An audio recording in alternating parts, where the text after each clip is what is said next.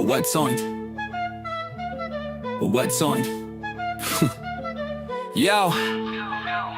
Yo, it's what's it, humbly step into the mic, Flatzoid, let's debate 2025, I'm top left tonight. I was in Antarctica, bro, the truth is undeniable. This is so funny, Ryan, are you moderating this, bro? Electrostatics, yeah, that's the real deal. Relative density, disequilibrium, that's second tier. Admittedly, I'm the champ, my facts stay true. You're like a NASA render, Flatzoid, fake through and through. Nah, what's it, your logic's all skewed. Explained it before just for horse shortened views.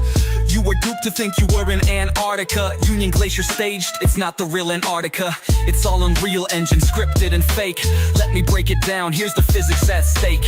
If something's denser, it burns energy fast, but takes longer to move. Your theories won't last, and yet it still accelerates at the same base rate. You're optically divergent, but physically convergent. Checkmate, checkmate, checkmate, checkmate. Top left, who's the king of the scene?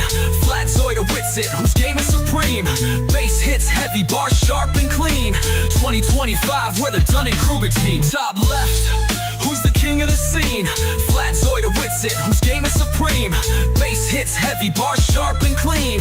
2025, we're the Dunning-Kruger team. Bro, you call that science? That's a wild delusion. Every line you spit just deepens your confusion. Admittedly, I don't trust models, it's true. But our model, though not defined in full, is superior. Globe's falsified, bro.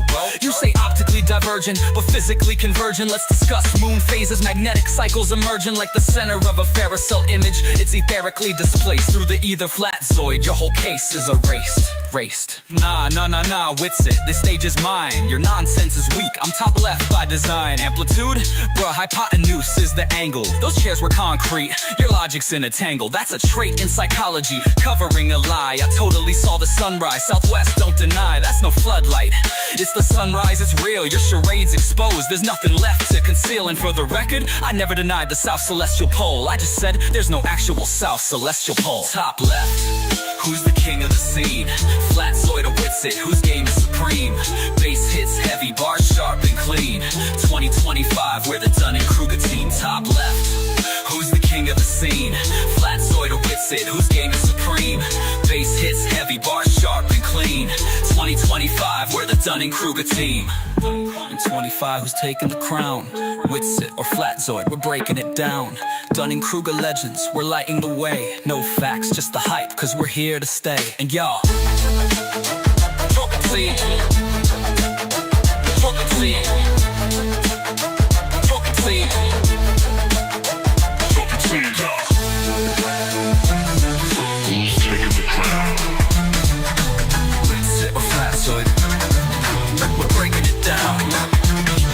Dunning-Kruger legends, lighting the way. No facts, just the hype, cause we're here to stay. Welcome everybody to what you've been waiting for 2 years, because it didn't happen last year because the king last year was so powerful. The 2025 Top Left Awards. Tonight is the night for nominations. I hope you are ready, because there is so much Top Left that happened these last 2 years, that it is going to be an absolute body battle for who's going to be the top left. Obviously, we all know it's going to be Flatzoid, right? There's no question about that. Well, no, come on now. I was in the middle of the talk. What? Yeah, but I can't let you lie, Toon. Come on, you can't tell a lie and say it's going to be Flatzoid when Witsit went to Antarctica and said that proved the Earth was flat. Well, okay, you make a point there. Anyway, in case you're wondering, we've got in the house, we got Craig McNeil, FTFE, and up top here, we got Raymond Wilson. Raynard Wilson, who runs the channel Mind of Steel, just crossed 100,000 subscribers. So exciting to see the success that you've had, and to know that I had just a tiny, I like 5 subscribers at the beginning came from me. I think MC Toon, you were the inspiration. You have been my YouTube mentor. It would not have happened without you as the shining star, the beacon to which I propelled myself ever so judderingly. You're too kind. Anyway, he's here to nominate and co-host a little bit here. He's also in England, and unlike Craig, he's got a life, so he he can't stick around until 6 a.m. England time. Right? Well, yeah, I mean, I'd say life, like once you pick up the YouTube addiction, it doesn't really leave much gaps for sort of actual socializing and other things like that. But, I've got to go to work tomorrow. There you go. So, anyway, this is the way it's going to work is we've got the nominations tonight for Top Left, and so what does it take to nominate? It takes not much to nominate, but you might want to hold off your nomination. You might be on the edge still and could be swayed by the different people that will be coming in. I've have a bit of a general invite to people if they want to join us and present to us their nomination live. You're invited. 1 to 2 minutes. Some people have sent videos as nomination videos. You don't need to do that. It wasn't, necessary, but some people have. Or you could in the chat or in a DM to me or Craig. And we've got, and he's not in the stream yet. We'll get him in later. Max, our good friend from Montevideo, Uruguay. How'd I do saying that, you think? He is tallying. He's got the document in hand, and he is updating on the fly as people send in their nominations. So we'll be doing that. So anyway, I have nominated last week Fakatzoid, the one and only, who live edited his own about page on YouTube, misspelling his own email address, saving it as Fakatzoid instead of Flatzoid, then resaving it as Flatzoid, and then actually, I've got to stop you there. He told me himself, and I don't think Flatzoid would lie to me. He told me himself that you went onto his YouTube page while live and edited the HTML on his side from your computer. So I don't think you should lie to everyone and say Fakatzoid did it. Amazing. You clearly edited the HTML on his computer. Wait, give me 1 second. I'm just going to think this through. So goes the story. Wait, what? So there you go. That's mine. Craig, who? Oh, before you do that, I just need to prepare myself. Who is it that you are nominating?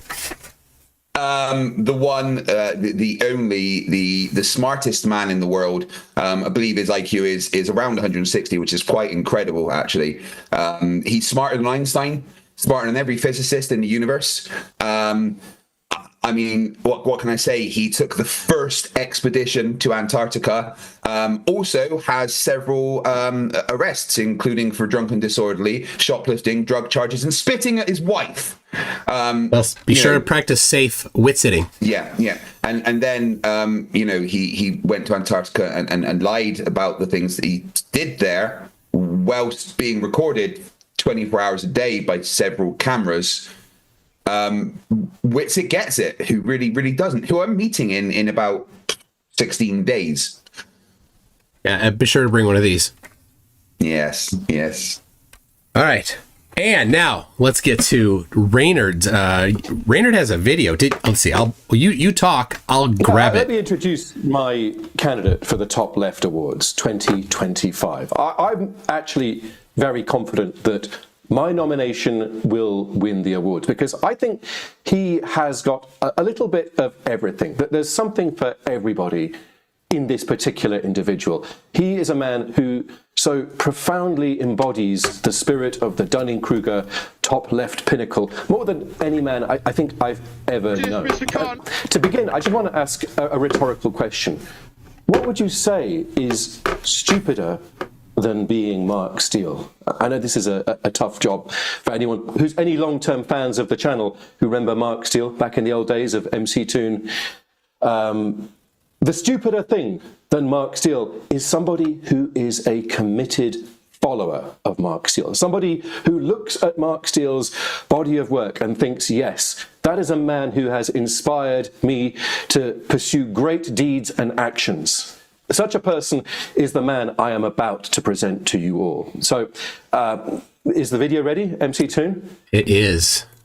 Okay, so, ladies and gentlemen, I proudly present the next TopLeft 2025 award winner is Matt Houston, the Hillingdon Vandal. Look, just trying on my new little hat. What do you reckon?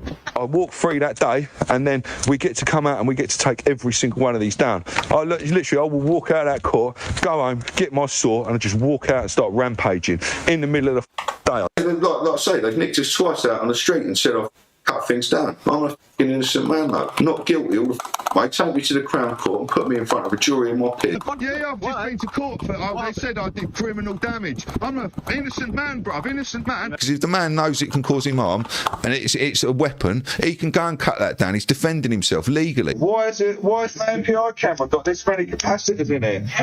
This many capacitors in an MPR camera, folks. Yeah. I'll give you 8 term. But you've got a legal defence here. If it can be proven what these are, which it can. Don't go to Amazon. Get one of these £14 little nail guns. Man can prove that there's 5G in this street light. All charges dropped, and he's getting his gun back. But then, even better than this is a skill saw. You get a 185mm skill saw, mate, with a £20 Sexton all-purpose blade on it, and that'll do it in like 3 seconds. Capacitors in there, and they can save up energy. And if they've put that energy out in a directed beam, an invisible beam, if you will. Someone went up with like a MAP gas torch on a pole. They always use MAP gas because it burns hotter than, like, if you use butane, it's not as hot. MAP gas just annihilates it. Freedom isn't free, folks. You've got to fight for it here. Then they give me 2 charges of criminal damage for fucking painting, right? And then they said, go in equipped, you've got a flagpole and a butane torch. Oh, that's what happened on my accounts. My Facebook and that were all growing massively until I started getting popular, and then they were like, this boy's too popular here. We need to fucking do something about this. I can prove that ULEZ is a laser gun, a weapon system, and you can legally defend yourself from that. And that's what we're saying. You say it's me cutting it down, I sort of cut it down because it can hurt me, and I can legally defend myself from that. Right out, they don't want me in court saying what I'm saying. But they'll try and keep the charges against me till the very last minute, just to keep me disrupted up until then. They're not going to drop it now, even though they know that we know. Yeah, the X just don't care, mate. I've not even had a warning or anything on X. That's why I cut my tag off once, and they didn't come here for 2 weeks, the pricks. We can prove ULEZ is a weapon system, so please do take us to court. Let us get in there and prove it. Non-player characters everywhere. It's a dual laser weapon. Tell you what to do: get a frequency generator on your phone, right? And if something you can see buildings catching on fire all around you, put 666 frequency on, and it'll stop it. That's the frequency for the colour blue. It's laser weaponry. It's a laser geezer. They're not cameras. They're laser weapons. Stop calling them cameras. Wow. See, and I didn't quite get onto that aspect of Matt Houston, but he is also a committed flat earther. So he's one of us. He's the ideal man. He has a little bit of everything. You can see there's that committed knowledge of the shape of our beautiful planet, the majestic orb on which we live. He rejects that hypothesis, but so much more, because Matt Houston believes in the crackpot theories of Mr. Mark Steele, the Gateshead gunman, and he believes that his ignorance about electronics, and in particular capacitors, entitle him to go around the streets of West London sawing down those masts. And he believes himself to be an innocent man because he has a defense. And the defense is that he is defending himself. It is sawing down those cameras is a self-defense against the deadly laser guns which he believes that they are, and also hats. Wow. A worthy contender, truly. I think so. I'm confident that literally nobody we're going to see today has all of the boxes checked like my candidate, Matt Houston, the Hillingdon Vandal. Well, to be fair, none of the candidates today have all their boxes checked. Like, can I tie shoelaces? No. Can I go outside without wearing a crash helmet? No, I can't tick that one either. Can I eat my breakfast without accidentally digging my eye out with a spoon? No, I can't tick. They can't really tick many of the boxes, many of them. I mean, would your candidate, for example, after failing to tie his shoelaces, go out on a sort of rampaging act of vandalism, tearing down public infrastructure, and then racially abuse a Transport for London worker who's simply trying to repair the things that the candidate has broken. Would your candidate do that? Maybe because he did stand in front of Mount Rushmore, argue with the police about the law, while telling everyone the world was flat. So, I mean, that's kind of close, and maybe, also you know what? is dumb. I stand. I have to concede that point. Then maybe there are other candidates. You know what? Gosh darn it! Maybe I've been too quick to judge. Maybe I need to learn about some of these other top left candidates, and perhaps some of them might sway me. Perhaps what I hear today might change my mind, and maybe Matt Houston isn't the top leftiest of top left flat earth nutter vandals in all of the world. What would you do if I said to you, I know someone that said, unironically, the Earth is sentient? So he's some kind of pantheist of sorts, or does he literally believe that the Earth is talking to him? Well, Nobody knows. In that same sentence, he said that the Earth is a macrocosm of the human body, and is exactly the same, and is therefore sentient. But is that person Sacha Stone by any chance? Because Sacha Stone says all of those things, and also believes that he's the ambassador to various cosmic races. No, it can't be, because Sacha Stone isn't the most humble person in the world. The person I'm talking about is, according to them, humbly the most humble person in the world. Now, Sacha Stone is probably very humble when he speaks to the alien delegations that he constantly speaks with. I mean, Sacha Stone so often humble brags that after having been selected from the entire approximately 4 billion members of the human race that are living today to was 8. receive... What happened to half of them? Did Thanos already snap his fingers? Hold on a second. Damn you, McToon. Did we initiate statistical correctness? Karen, which universe are we in? Is this Alpha? No, we're in the universe of the 8 billion people. Yes, that's the one. We're 8 billion already? Have I slept through the last 4 billion people? I think so. Sorry, you slept through 4 billion people? I've been watching too many conspiracy theory videos. I mean, I thought I got around in my younger age, but 4 billion, Reynard. Goodness me. Well, man of my charisma can... No, I'm obviously talking about Witsit Spitsit, who did actually once stand in front of Mount Rushmore for several hours, wearing a bow tie and a science jacket, telling everyone about science, that the Earth was flat, and then argued with the police when they said you can't do that here, and then got arrested whilst people shouted out, "The Earth's not fucking flat!" What a brave freedom fighter he is. Freedom isn't free, as we're all fond of saying. Well, all right. You're both pretty, but Thank you. I appreciate it. I know I'm pretty. I think this next nomination is definitely going to sway everybody. Just have a listen.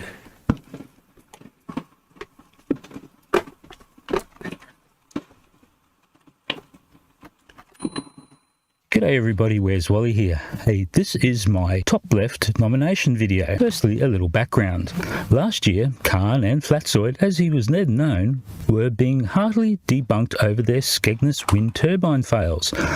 Now, after failing to dismiss my debunk, and after the maths and the maps and the charts and the videos were all proving that I was correct and Khan had just proved the globe, what they had left was to claim that I had no right to debunk Khan from my armchair in Australia. And after all, Khan was there and he videoed the turbines. I didn't. The Flatzoid crew would chant this often to me and even to fellow Aussie Andrew Johnson. Oh yeah, let's have a listen. And it was arrogant attitude. Arrogant prick. This Wally that's driving me to do this, you know. So as we can see, Khan was keen for me to help him understand how to go about analysing wind farm videos. Telling me what's what I can see and what I can't see in my own country. When I go on holiday every year to coast, I can see a wind farm. and I observe them with my camera. But come the final experiment, and it seems that the flat earth armchair experts are everywhere and care little that Dave McKeegan, MC Toon, Will Duffy, Critical Think, Jaron, and the rest were there in person, videoing the 24-hour sun and live streaming it as well, which is much more than Khan did with his silly little wind turbine video. Now, this is a case of mega hypocrisy, but this is not what I would really call top left stuff. So the real top left copium was very evident the other day. I don't want to go into it too deep, as I will keep all that for the voting video. The group fail was basically for Catzoid watching Will's 36-hour video from Union Glacier and commenting about all the things that were different to the 24-hour video from the halfway house. The sky was different, the clouds were different, the camp's visibility was different. They could not understand how moving the camera a few kilometres could create so many changes. The whole crew were totally perplexed and didn't once seem to realise that the video was shot on the following day. The toppiest, leftiest part is just how confident they were that they were discovering more glitches, more gotchas, and they felt like they were winning, but not one of the crew was game to step up and say, it seems legit. Now, science stands on the shoulders of giants, but the Fakatsoid crew is a dog pile of clowns. So just to be clear, I'm nominating for top left the Fakatsoid crew, that's Fakatsoid himself, PJ, Michael Khan, Old Man Solve himself, and the various other hangers-oners. They get my nomination as the top leftiest crew around. I mean, we're still waiting for some very important information. I'm not going to say what it is. Michael knows what I'm talking about. If that comes out... Michael, we're going to torch you till you tell us. Yeah, now I'm like, oh, man.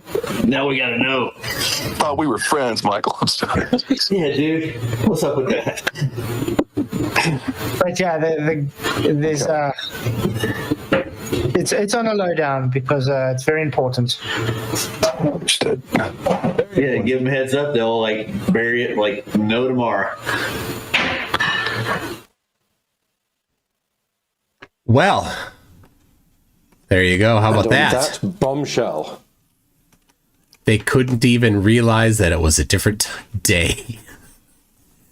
I mean, obviously I want Witsit to win. I'm pretty sure he will. But I must admit, I did get a little bit of a migraine earlier when a Jack of all trades short appeared on my feed. And it was Flatsoid. And I'm going to paraphrase, but what he said was, if I get one object that's light, like this tomato probe, and one object that's heavier, like this solid globe, and I drop them, they accelerate at the same speed. He agrees with that, but that means that the heavier thing will accelerate faster and the lighter thing will accelerate slower, but they will somehow reach the same speed and accelerate at the same speed, even though they're moving at different speeds. You don't know how that works. Sorry, give me 1 second. I want to know about that partial nudity of the Antarctica crew, in that some of you guys got your kit off in one of the planet's coldest places. What's the story behind that? Well, Dave happens to be here to answer that question.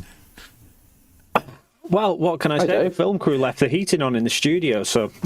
Yeah, well, it's kind of a NASA in joke. Whenever they go and do one of these fake missions, like on the moon or something, they have to get like a funny photo with some people who are there. Oh shit, we're live, aren't we? Just cover your eyes. I've heard you can't see this anymore. You're gonna get cancer. Yeah. Never mind. We're good.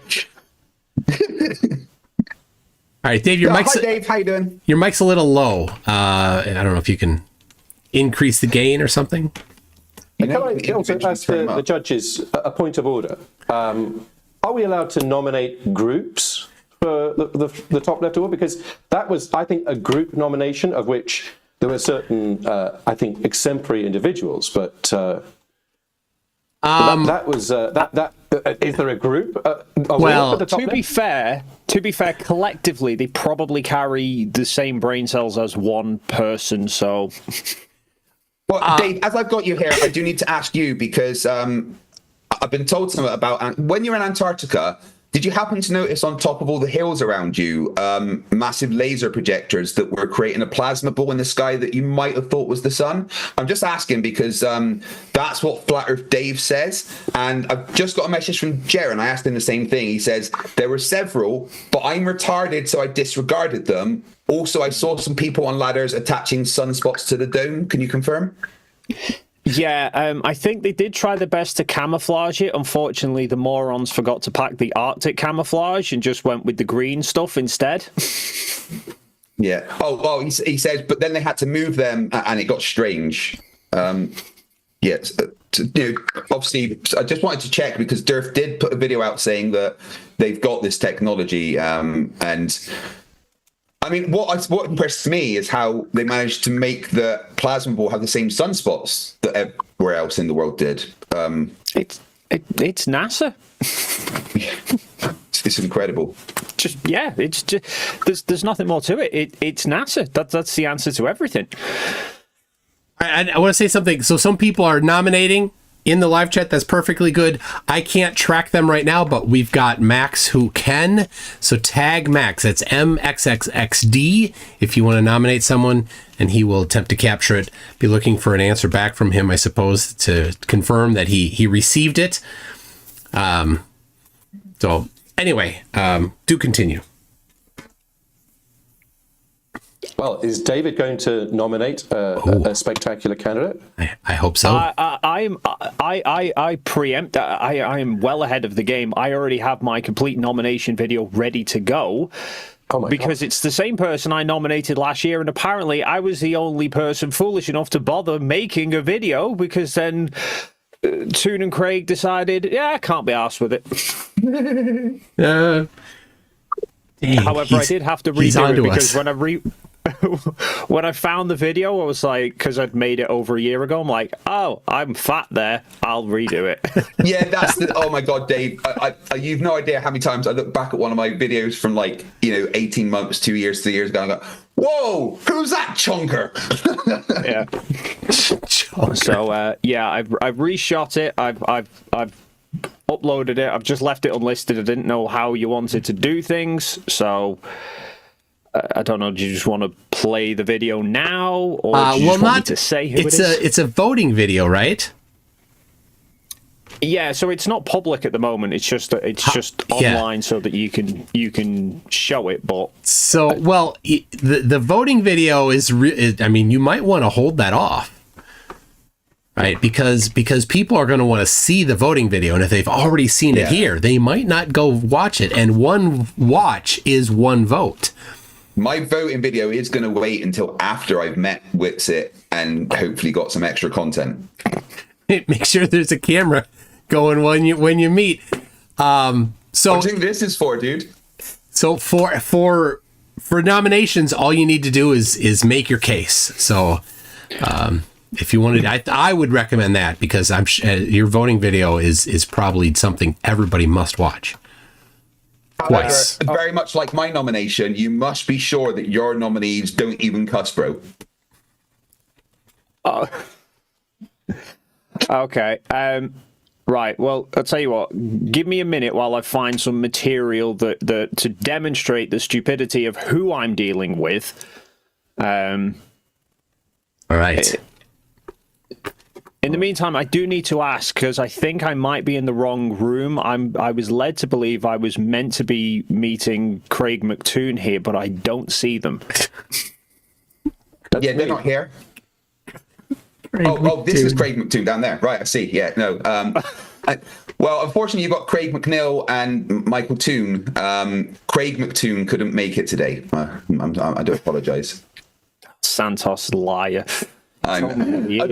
Seriously, I'm going to make a couple of shorts out of that. But his face when I was like, "No, I'm not Toon," and he was just like, "What?" So Raynard, Santos, who you know of a bit, Mr. Astrotheology himself. That's the one. He had been emailing Craig McNeil for days demanding a debate because Craig McNeil's trip to Antarctica apparently he didn't like, and so he demanded to come on and talk to Craig McNeil. Yeah, even though I told him several times in the email conversations, him swearing a lot and me responding, I told him several times, I'm not Toon, I didn't go to Antarctica, and he kept saying, I'm going to expose your trip to Antarctica. So I was like, look, just come on then. And then once he figured out his tech, which was funny watching him try and do that, I then explained to him how I wasn't MC Toon, and he said, but you're Craig McToon, right?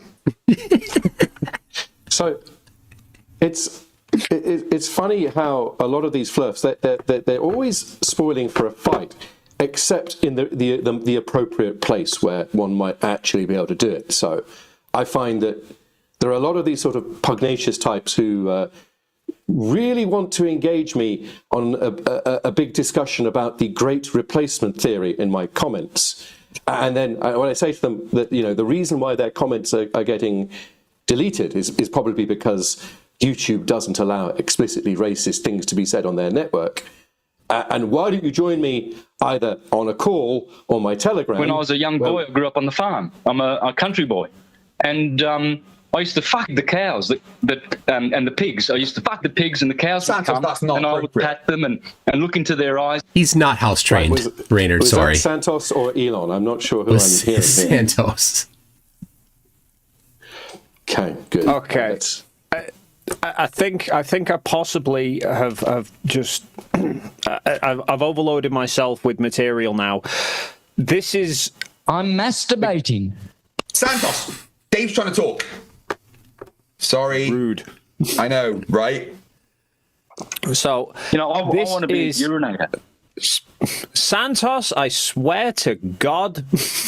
This morning, how did he get into our call? I don't know. The power of urine. I've just sent you a link, Toon, to the guy that I am nominating. That is just his shorts feed. We can play lottery now. You can pick any random short at will, and I guarantee you it will be filled with stupidity. Okay, all right. Let's get it up here. Life is truly like a box of chocolates, isn't it?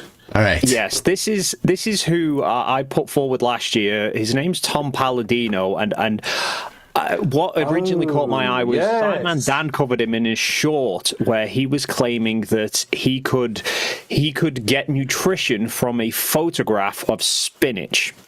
However, his catalogue of ridiculous claims has grown substantially by the Can I say a bit about Tom Palladino? Because I also did a show about him because, as many of you know, I cover anything that Richard Vobes puts out on his channel. I will probably cover it on my channel because I seek to be the dark mirror to the yin to his yang. And he had this guy, Tom Palladino, onto the Richard Vobes show.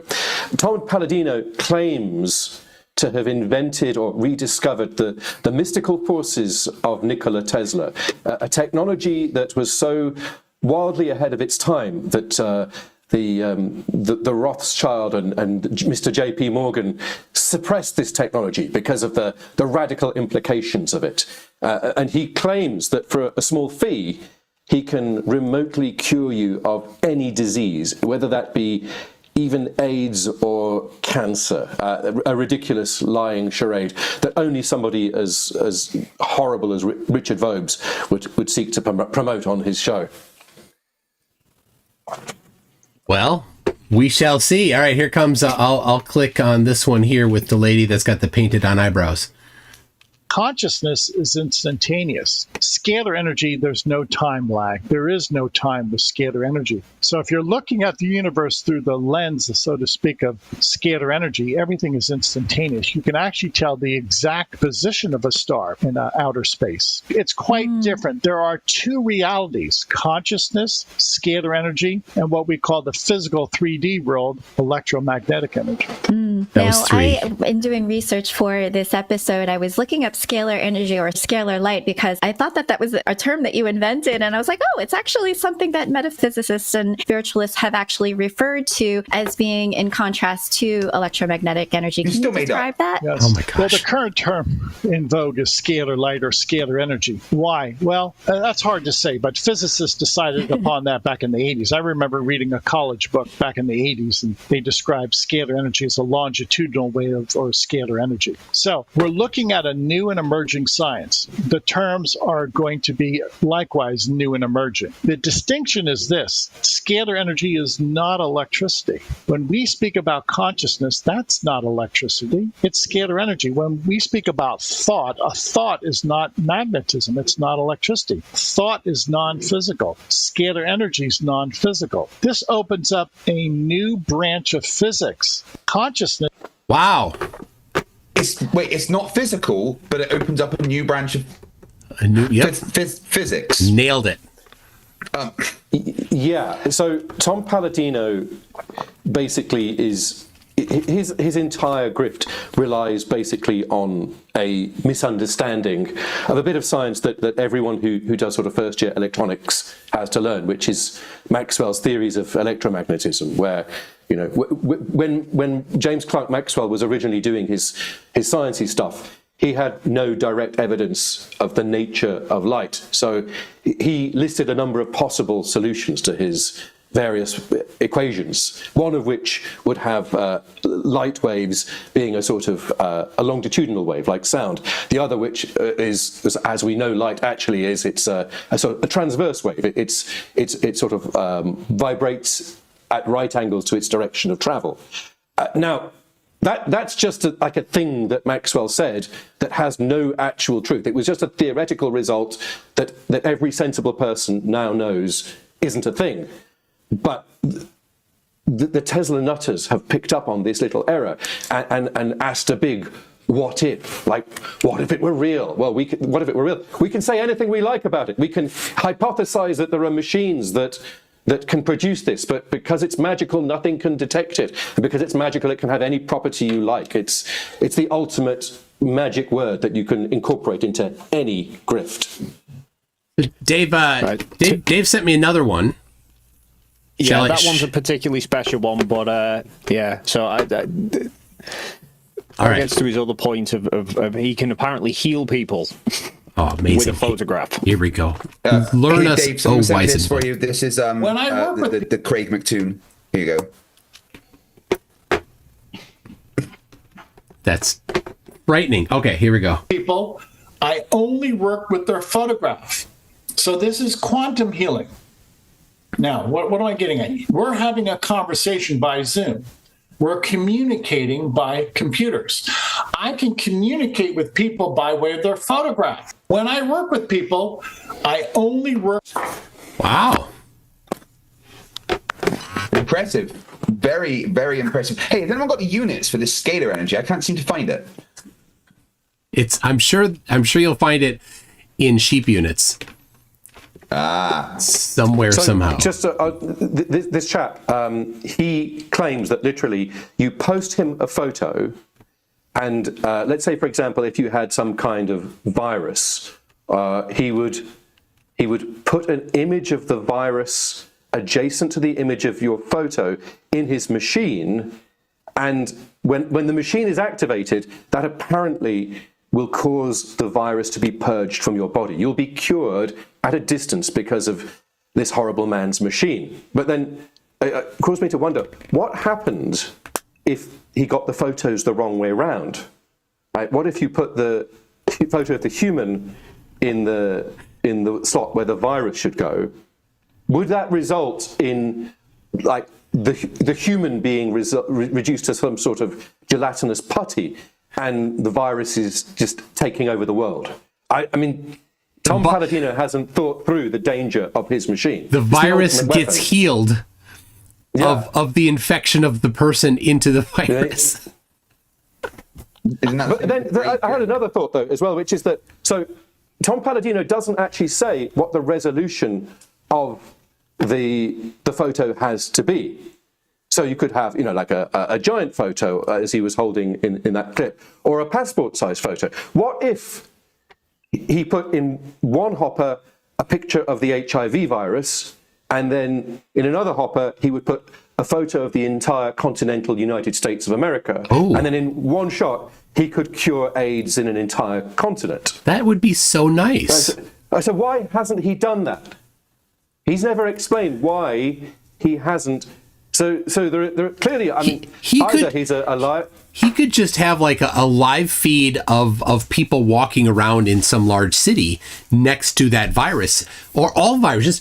Put viruses all around it, and then you could. I mean, that would perhaps be an ecological catastrophe if all viruses went away. But you could target certain specific annoying, like you could target the malaria parasite, and if his machine were that magical, that would eliminate a great deal of suffering, wouldn't it? Do you think a picture of the flurfism parasite?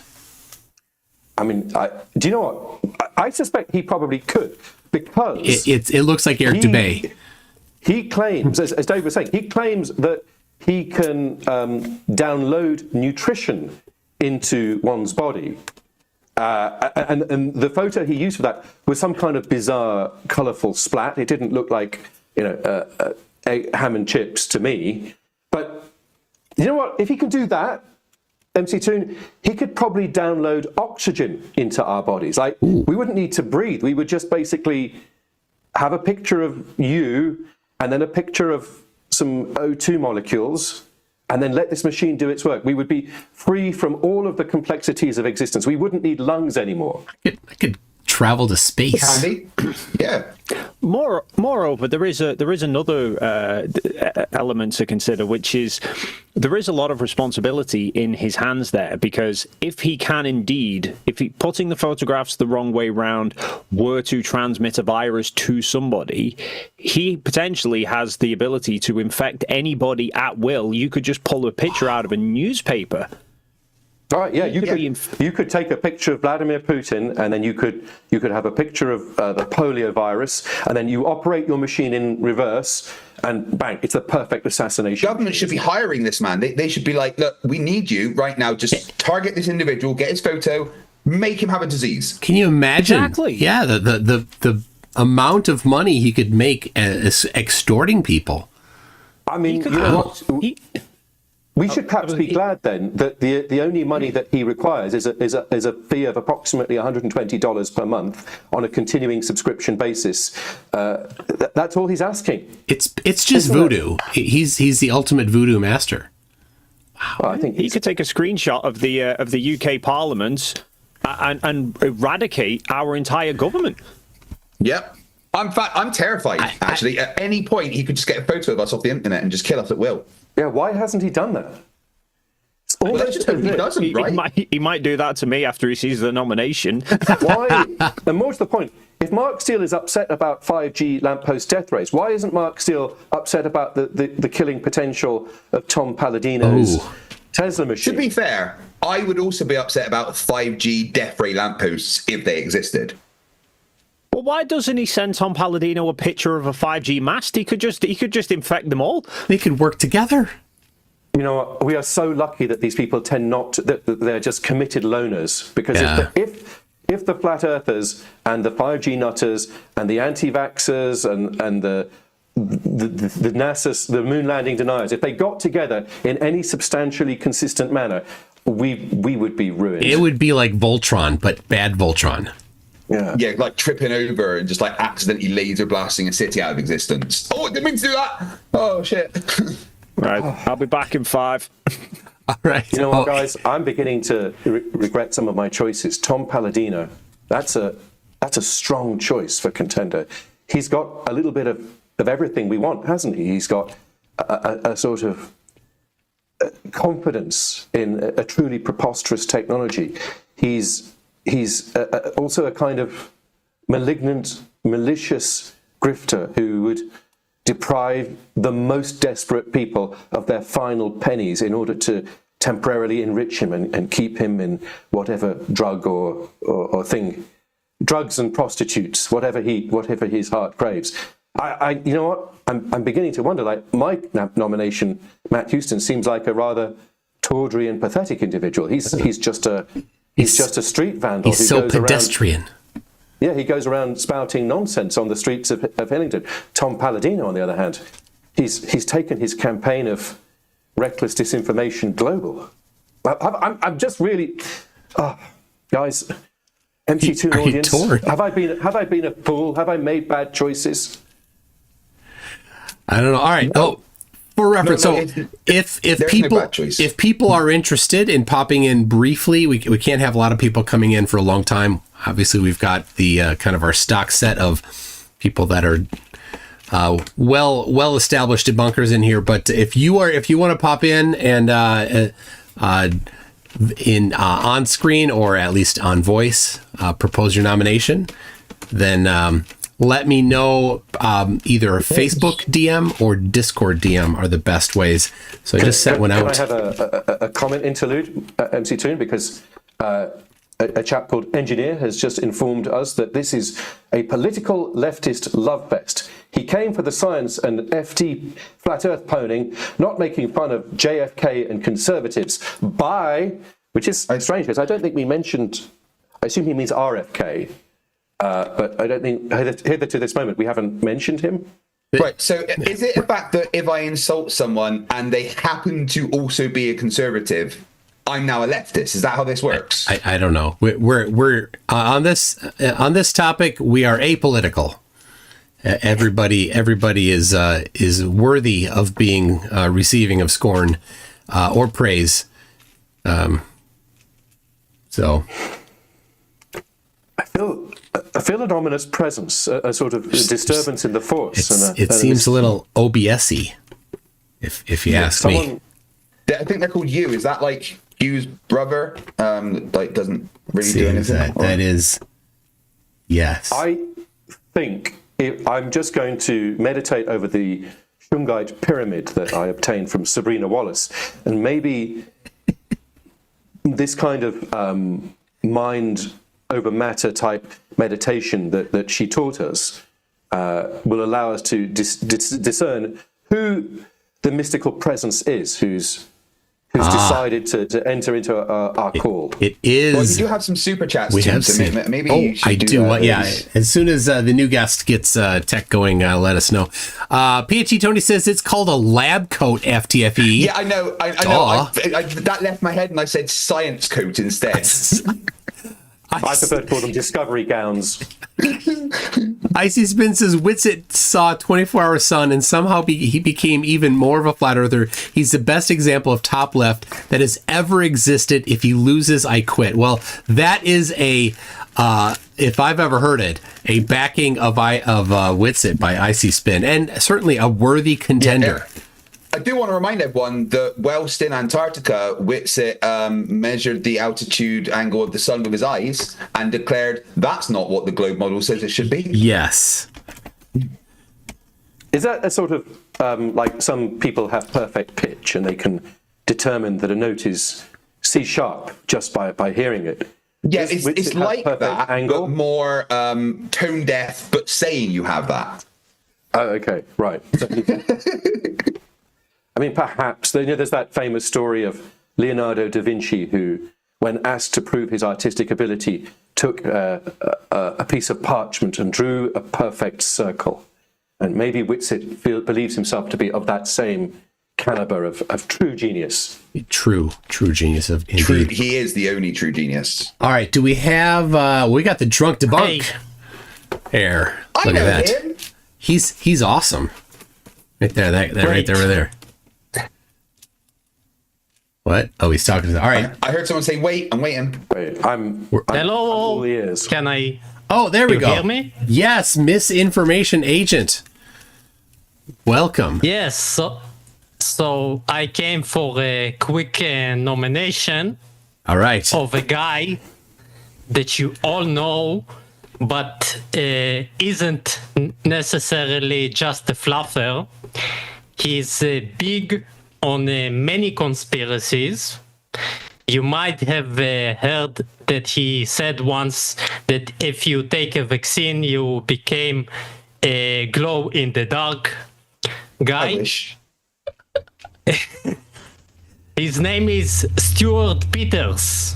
Oh, Stu Yes. Peters. Yes. Stu Peters, yeah. Oh. Peters. Yeah, yeah, you're right. I remember actually. Yeah, he said if you get the vaccine and you charge yourself with light, when it goes dark, you then glow. Oh dear, Max, make sure you get that. He is the very poor man's Alex Jones.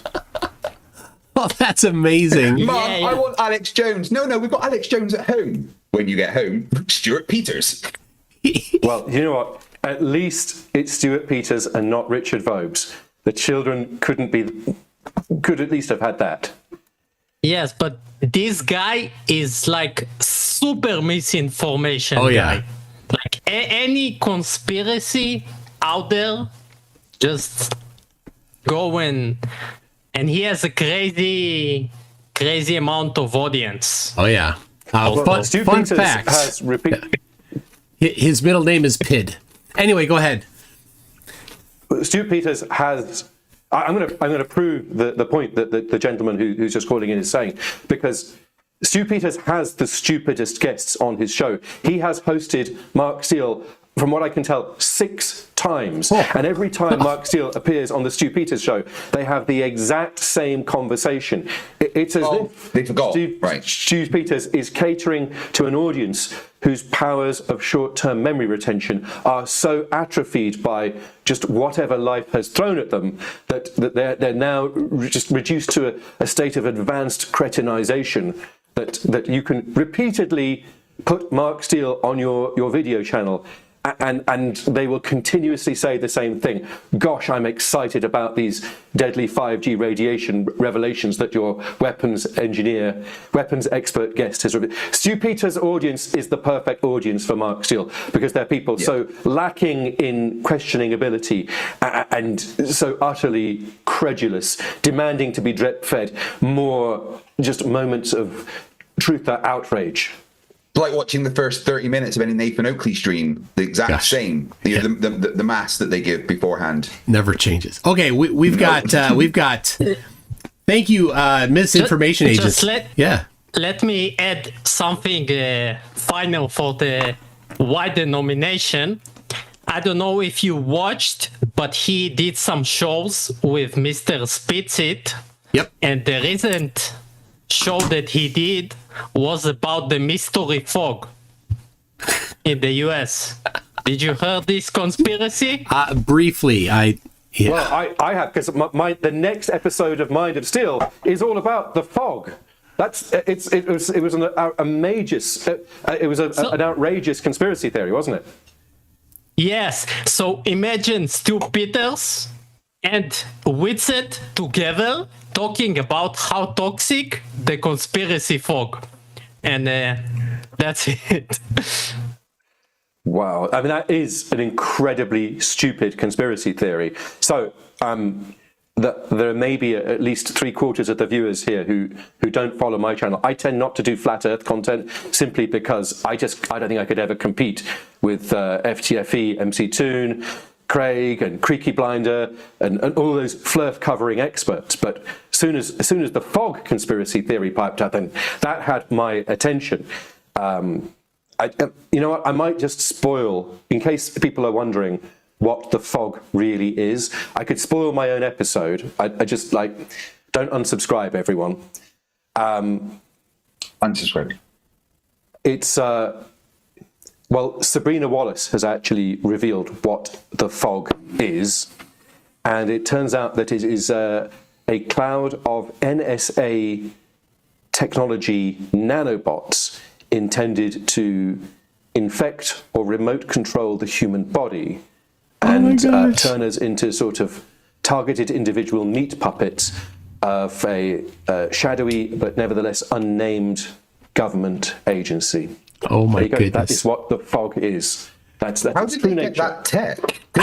They're not supposed to have. Oh my gosh. How they manage is they manage Neil deGrasse Tyson working on that on the moon base. That shouldn't be out in the public yet. Craig, I want to know how it was that they managed to export this tech to like rural Scotland when maybe they don't even have internet there, right? Well, how is it we can have remote control fog? Greg doesn't even have internet. Yeah, Greg doesn't have internet. No, I've got Starlink. It's like internet, but not as good. I think I know what happened. Do you remember that time last week when Bill Nye got into the lab? By lab, you mean Taco Bell? Well, no, he actually got. He remember he stole the key card and he went to clean the lab that we told him to stay out of. And I think maybe he may have got those nanobots out into the public again. Yeah. Okay. Well, Misinformation Agent, thank you very much for your nomination. It has been recorded. Yeah. Duly recorded. Thank you. Thank you very much. We've also got we got Drunk Debunk Mike IP. Then following him, we got Flurfology. So let's hear it from Mike IP here. Hello, gentlemen. How are you this evening? Superb. Wonderful. Awesome. Love it. So my introduction is a little. I spent some time writing it. So I wrote it as if like this is like an award ceremony. So I'm going to read it as such. All right. So tonight, sorry about the child in the background. I'm streaming earlier than I usually do. Tonight, we celebrate individuals who have made a significant impact in the world of alternative perspectives. These are the thinkers who challenge mainstream narratives, who look at widely accepted facts and dare to ask, but what if? Whether you agree or disagree with them, there's no denying their passion and commitment to their beliefs. My nominee is someone who has taken that commitment to another level, despite having never really attended school as a child. He speaks with confidence about how the education system works.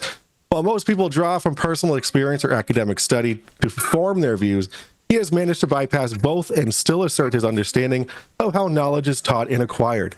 It's a unique perspective, one that raises interesting discussions about the nature of learning itself. One of his strongest arguments against the globe model revolves around second law of thermodynamics. Though physicists, scientists, and educators may... Oh my God. Dude, watch Blue Clues.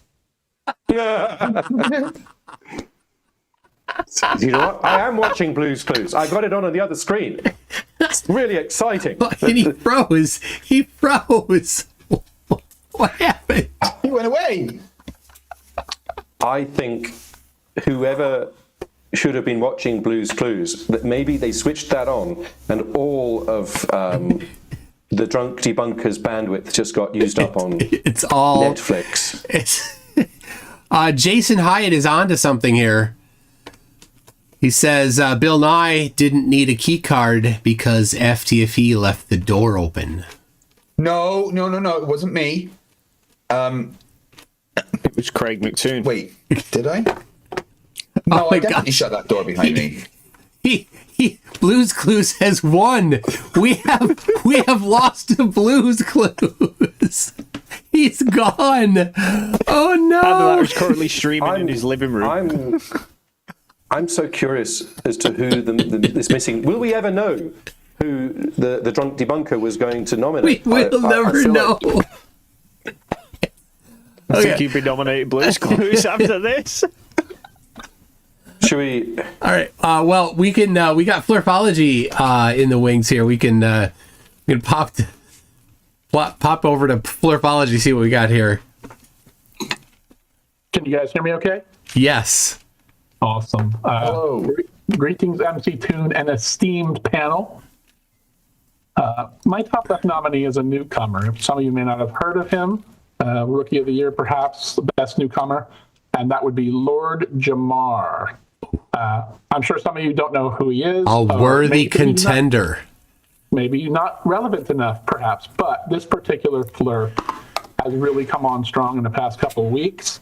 Uncommonly stupid derp, fully embarrassing debate performance versus Professor Dave that blew up his social media. So a little background about this particular Fleur. His wiki mentions that he dropped out of high school after failing 9th grade. Ooh, so he's a rather well-educated amongst the Flurfs.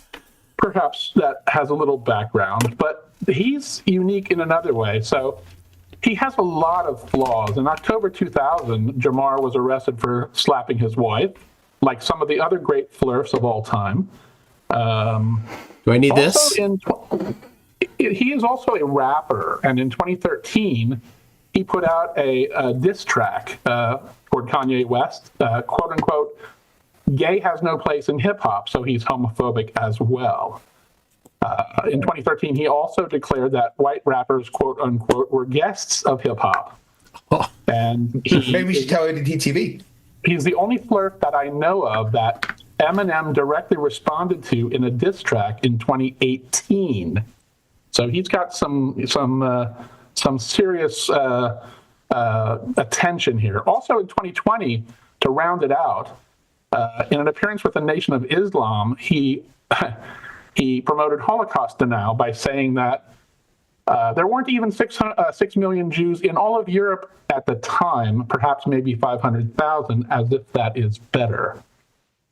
So he's an all-around great guy, clearly. But regardless of that, the reason I'm nominating him for Top Left was because of a recent challenge to Professor Dave to debate. So now he's got a couple 100,000 followers himself, but this debate was on Godfrey's podcast, and he has 500,000 viewers. So, of course, Professor Dave annihilated him. But what makes it unique is about 25 minutes in, Jamar decided that, okay, I can't take this anymore. And he said to the host, hey, this guy's got to go. It's either him or me. Now, Godfrey's a friend, and he said, he was very polite to Professor Dave, said, hey, let's wrap it up. We're not really making any progress. Well, that's pretty bad. But guess what? 2 hours after Godfrey posted his podcast, he took it down at the request of Jamar. They are friends. However, by that time, so many people had seen it, they went nuts because now Godfrey has no podcast for the week. So that just went crazy. Now, Professor Dave is smart enough to know the flirt tactic, and of course, he recorded the entire thing. And that's when I became aware of it, and it is pathetic.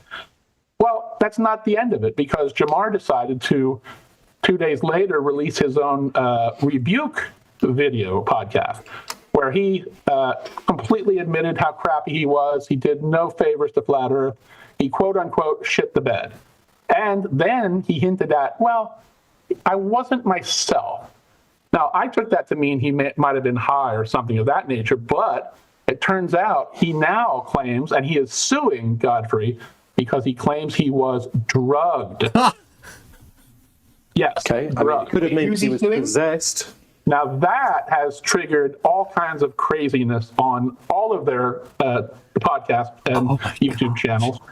Everyone's coming out of the woodwork to Jamar has just proven himself to be just a sad, pathetic individual. Now, the funny thing about Jamar is, he, like as I said, he is a rapper, but for some reason, regardless of that fact, he doesn't seem to know what a pop filter is or a compressor limiter. You hear literally every lip smack and mouth sound and tick and pop. It's the most annoying thing on any of his podcasts. But nonetheless, what I did was I took his rebuke video where he literally talks about how pathetic he did. And I took one of his songs released last year called The Elephant. I stripped out all the vocals, remixed in the chorus, and then I used just quotes. None of this is AI. 100% quotes from Jamar himself, replaced the verse, and that is the link I sent you, Mr. Toon. I will send it again if you need it, but this is my entry. I give you Lord Jamar at his best. All right. Yeah, I didn't realize that Lord Jamar actually had a beef with Eminem, and he does. Eminem responded by calling Jamar out on his track Fall from the surprise 2018 album Kamikaze. And as far as Lord Jamar, you better leave me the hell alone or I'll show you an Elvis clone. Walk up in this house you own, brush my pelvic bone, he rapped. Fucking hell. All right. Hold on. I have to find the video. Could you? I can drop it in chat right now. That'd be good. Yeah, that'll help. Here you go. Right, gents. Unfortunately, I'm gonna have to scoot because somebody's refusing to sleep. Is it you? Yes, it's me. A little parent trick. Chloroform. Wait, no, not chloroform. No, bye. Sorry, no. No, that's your dating tactic, Craig. Remember? Yeah. Yes. Yeah, that's how I got Emma. I mean, it works. 18 years later, we're still married. Dave, I think Jamar has some parenting tips you can look at if you want. Yeah, a little brandy. I've heard. I don't know. Right on the yes, yep. A lot for you. A little for. Hang on. No. She might have a top left nomination. Hang on. Who's the silliest person you know?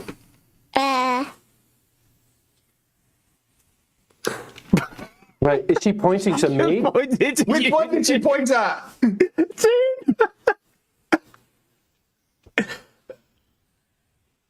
Hello. Who is Right, so we have a new top left nominee, none other than MC Toon, the bane of plurps, but also, according to the Dunning-Kruger scale, vastly overconfident relative to his knowledge of his chosen subject. Who would have suspected? Oh my gosh. Wait, I'm pretty sure that counts as an official nomination as well, right? I think it does, yeah. Dave's adorable child has nominated the MC Toon. Never, it can't be taken back now. Under the rules of this competition, subsection 3, bylaw number 1, a nomination once placed into the public domain is permanent, immutable, and forever, cannot be rescinded under any circumstance. So there you go. I bet you regret inviting me now, Mike, don't you? Yeah, Dave, you know you're going to have to help her make a video though, right? Yep. She needs to do a video now. It's on her. Yeah, I mean, you know what? All right, she's good. I hear very good things about CapCut these days. Even a small child should be able to operate that. Oh my gosh. As long as TikTok doesn't get banned again, that's going to stay up. It's all right. I'll just use all the McFlatty videos as material and say it's you. It's fair game because it's him. Yeah. Yeah. Oh my gosh. And you know what? The rules are that we can be bought, and someone as adorable as that can buy my vote. Yep. Yeah, and Max has already added it to the master document at the top, not the bottom, at the top of the list. Thank you, Max. I appreciate that. All right. See you, Dave. Yeah, Dave. Yeah. Oh my gosh. Drunky Bunk's back. We thought you'd vanished. Actually, I know I spoke to Karen. The hologram simulator turned off. We had to get that. All right, because you're not real, obviously. Before that, we got to play the video from of Jamar, which I think. Let's get right. Yeah. Okay. There's the problem is it's a bit of cussing in it, which YouTube doesn't like. But what are we gonna do? We're gonna play it. We're gonna play. You're unaware that YouTube doesn't like it? Well, YouTube doesn't like it. I mean, I was unaware that this was part of the conditions of the submission. Oh no, it was not stated. But yeah, it helps YouTube if you don't, because YouTube transcribes everything and they know they're watching. Anyway, here we go. Let's get right to it. It says such an elegant tune. Let's address the elephant in the room. Let's address the elephant in the room. Let's address the elephant in the room. Let's get right to it. Yes, people, I admit to all my flat earth people out there, I know I made myself look bad. I know I made myself look bad. Let's get right to it. Yes, people, I admit to all my flat earth people out there, I know I made myself look bad. I know I made myself look bad. I hit the bed. It says such an elegant tune. Let's address the elephant in the room. Let's address the elephant in the room. Let's address the elephant in the room. To talk shit about the fake professor, to talk shit about me. It's definitely possible. Since everybody's watching right now, I know I made myself look bad. To talk shit about me, the fake professor. It's definitely possible. Since everybody's watching right now, I know I made myself look bad. I shit the bed. It says such an elegant tune. Let's address the elephant in the room. Let's address the elephant in the room. Let's address the elephant in the room. Yes, people, I admit to all my flat earth people out there, it's definitely possible. This change ain't enough. The earth is flat. The earth is flat. The earth is flat. Yes, people, I admit to all my flat earth people out there, this change is nothing. It says such an elegant tune. Let's address the elephant in the room.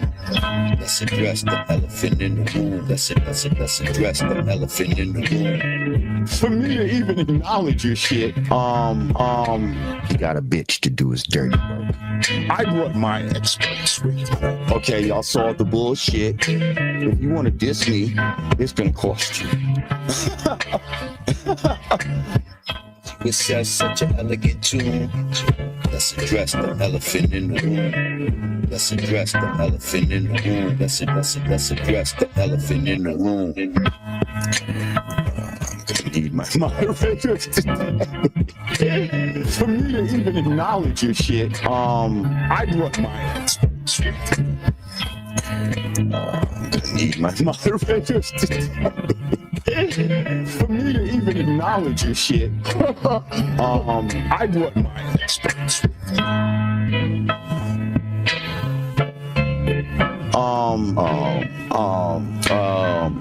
If you want to diss me, it's gonna cost you. Yeah, that's what happened. All right, well, there it is. Blurfology. Bringing us the opportunity to present. Like I said, you guys are going to hear. If you don't know this guy, you're going to hear about him. He's everywhere right now. I've already subscribed. Thanks, guys. All right, thank you. All right, we've got it down. That candidate had some pretty good, sweet rhymes, and again, I'm questioning my life choices. I could have chosen someone who was having major beefs with internationally famous rap stars. I could have chosen someone who had, prodigious musical talent, but catchy tunes like what we just heard. And yet, wow. Well, Whitfield has rapped several times, but true. I wouldn't call it a talent. No. Hold on. We need to get. I got to get us on task here because we've got the drunk debunk, and we're all burning with the question. What about Blue's Clues? We need to know. Don't worry about the Blue's Clues. Where did you go? You said go watch Blue's Clues, and then you go and watch Blue's Clues? It was the rage of my son because he wanted to be on camera because he loves to be on camera when I'm on camera. So I said go watch Blue's Clues, and he just Super Saiyan, and the whole power went out. So, but now he's in his Faraday cage, so he's good. Oh, good, excellent. Yeah, the children Faraday cage, you can get on Amazon, I believe. Yeah. When they go Super Saiyan, because that's the normal thing. Kids go Super Saiyan every now and then, and you've got to contain it. Yeah.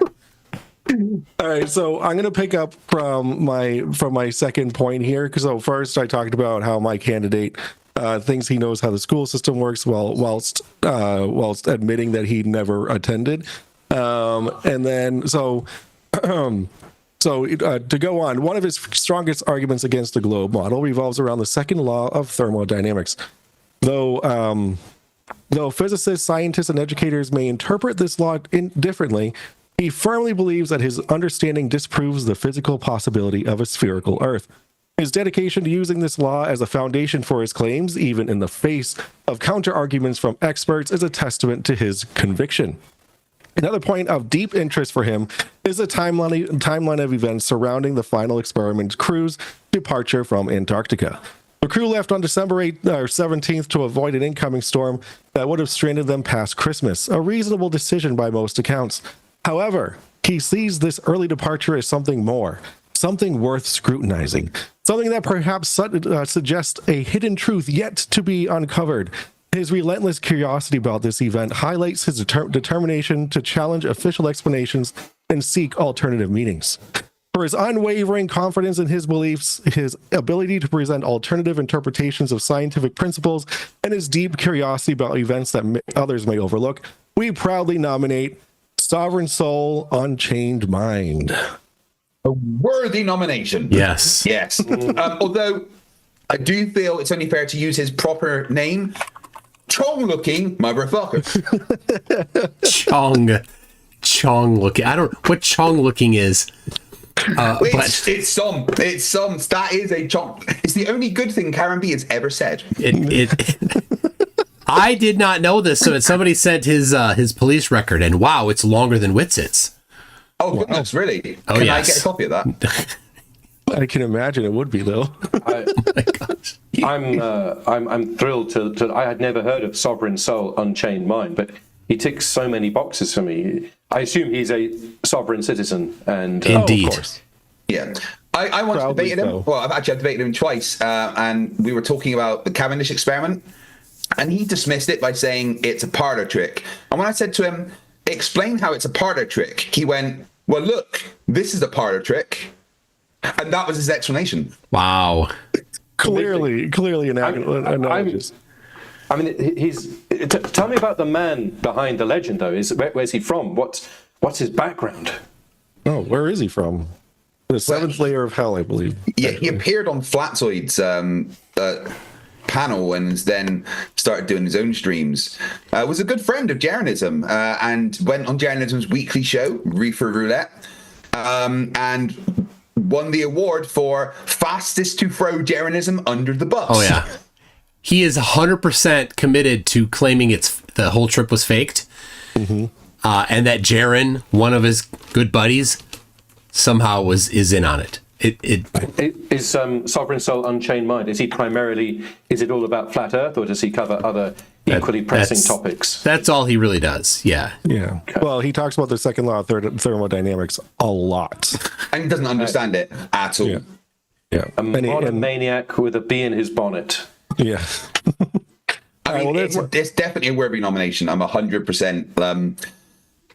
Second place that should be to Witsit. It's a good one. Noticing about his channel as well, he has produced 365 viewers, and yet in the entire time it took him to do that, he's not even broke the 3,000 subscribers mark, which is that's spectacular unpopularity. 300 videos and only 3,000 subscribers. Wow. No, he hasn't made it to 3,000. It's 2,000. It's like, you know how YouTube likes to round the number of subscribers you have. It says 2.78. We're still in. YouTube is still giving us hundreds and tens of subscribers in that number. That's how you only get 3 sigvig.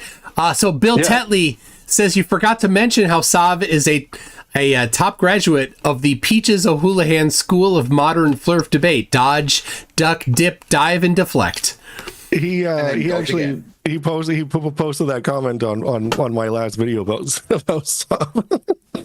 So good. Do you mind? Can I do a quick plug before I head off? Yes. All right. So Friday night, I have Max and Nico coming on to my show. I'm moderating a biblical debate, so that'll be fun. So I hope to see a lot of you there. What time is that? Max is at 8:00 Eastern time, PM. God damn it! I'll be doing Star Trek. Max being MXXXD. Yes. All right. Yeah. Okay. So I'll tell you what. I will just cover it afterward because starting Friday at 8 p.m. UK time, I'm doing my next membership drive. Oh, fuck you, Ashton drive stream. I'm excited for that. That's gonna be fun. I'm excited to meet you in 16 days. Yes. All your stuff is coming in on Friday. I'm very excited. Oh, stuff. Yay. We've got something special for a few of you guys as well. We're creating some a gift for you that you can carry around whilst you're in the debate. I like that. All right, really quick. Here's who was supposed to be watching Blue's Clues. Blue's Clues. Hi. Yay. Grayson, say hi. Wait. Grayson, say hi. Grayson, you want to be on camera. Perform. Yeah. Eat that microphone. Say hi. He's smelling it. Do something. He's listening. You can't hear the microphone. Yeah, you can't hear you guys, but you can hear me. Say hi. Put the headphones on him. There we go. Hi. All right, here you go. Hi, Grayson. Hey, Grayson. Grayson. You're awesome. Hi, Grayson. Can you wave? Say hi. Say hi. Can you give a high five to the air? Do high five. Give him a high five. Nope. Oh, there we go. Yay. Yeah, good job. All right. We're going to hop off now. Thanks, guys. I'll see you guys later. All right. Thank you. Have a good night. Misinformation agent was going to, I think, pump his own channel. Is that right? And I just sent one off to somebody else. Hasn't jumped in yet. Let's see here. I'm just checking this. Hello. Hey, can you hear me? Yes. No. I just want to say that beside this competition, we actually need to do a competition about the worst channel done by a flat earther, because before you were talking about the SSM right? And his views and amount of videos. But Flatzoid has 5K subscribers and 1,400 videos. Yeah. Do you know why he has so many videos? Because Toon and I convinced him to start doing a daily show so that it would be better than Oakley's. And it worked. He's more popular than Oakley. It's like, oh my God, when do you give up? When do you get the clue it doesn't work for you? Well, but he won't, because every now and then I message him and I say, dude, your channel's doing really well. Keep going. Do you really? Yeah. Oh my God. Congratulations on the views, man. That's really impressive. I bet you give him super chats to encourage him. I did. My last membership drive, I was watching him live and I gave him a super chat and I was like, dude, I'm using your content. Keep going. Wow. Remember when what's his name? Sound of Music. Sam was on debating you and he was doing so terribly. And I'm like, he needs a yes man. He needs a hype man. So I came on to be his hype man. And Craig, we destroyed you. Yeah. Son might be coming back on in the next few days. He's been having issues at home with technology, but once he's got it sorted, he has said to me that he's going to be back on soon. Oh, he's so precious. He's okay. Talk amongst yourselves. I'm going to send out another link. If you give me the stage for a second, I do also debunking of conspiracies. I'm sure many of you don't know me yet, but I try to create original topics and original fights between people. This is my channel, Misinformation Agents. And I did recently a video about Flatzoid. I'm sure you will like also. There we go. Awesome. All right, I'm subscribing now. All right, thank you very much.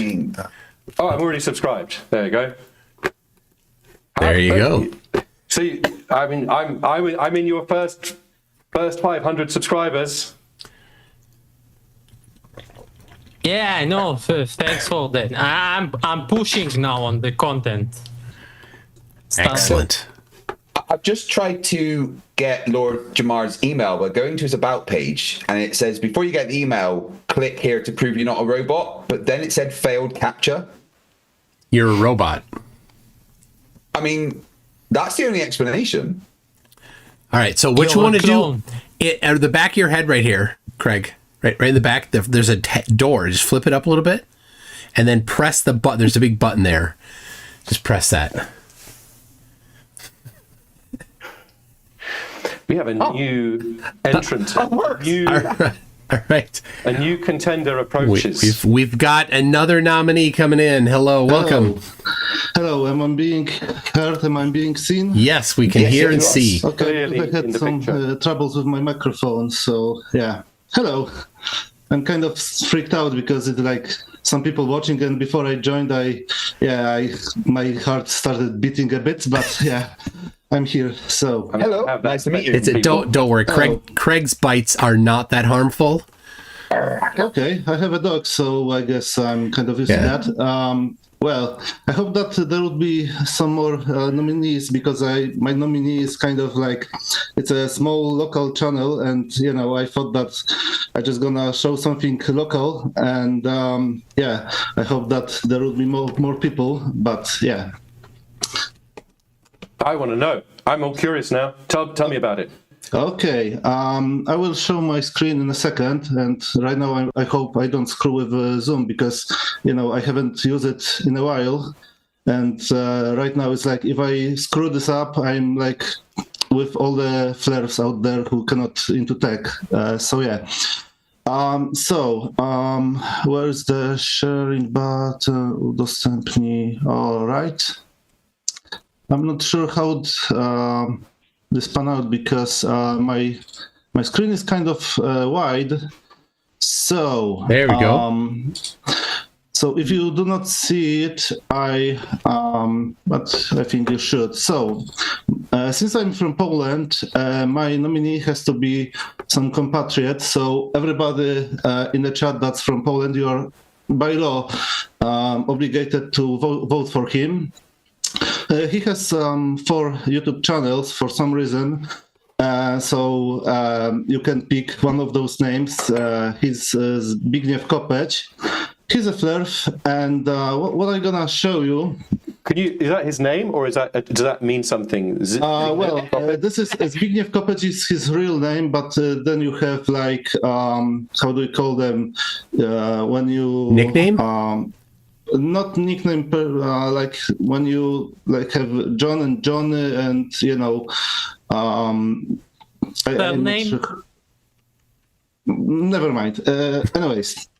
So what I'm gonna show you is some screenshots from conversation with him throughout some years. So let's start with hydrogen. I translated those comments into English, and the thing is that his Polish is pretty terrible. And so I had to choose between translating it into English or translating it into terrible English so that you have full-on experience. So if you cannot understand something and it's not grammatical and so on, it's not because I had a stroke, it's because I wanted to make it like true experience. Don't worry, we feel like having strokes every time we read the flat Earth comment. It's cool. It's fine. What can you tell me about hydrogen? What quality does it have? 1 proton, 1 electron. Yeah, but does it burn or something like that? Probably yes, yeah?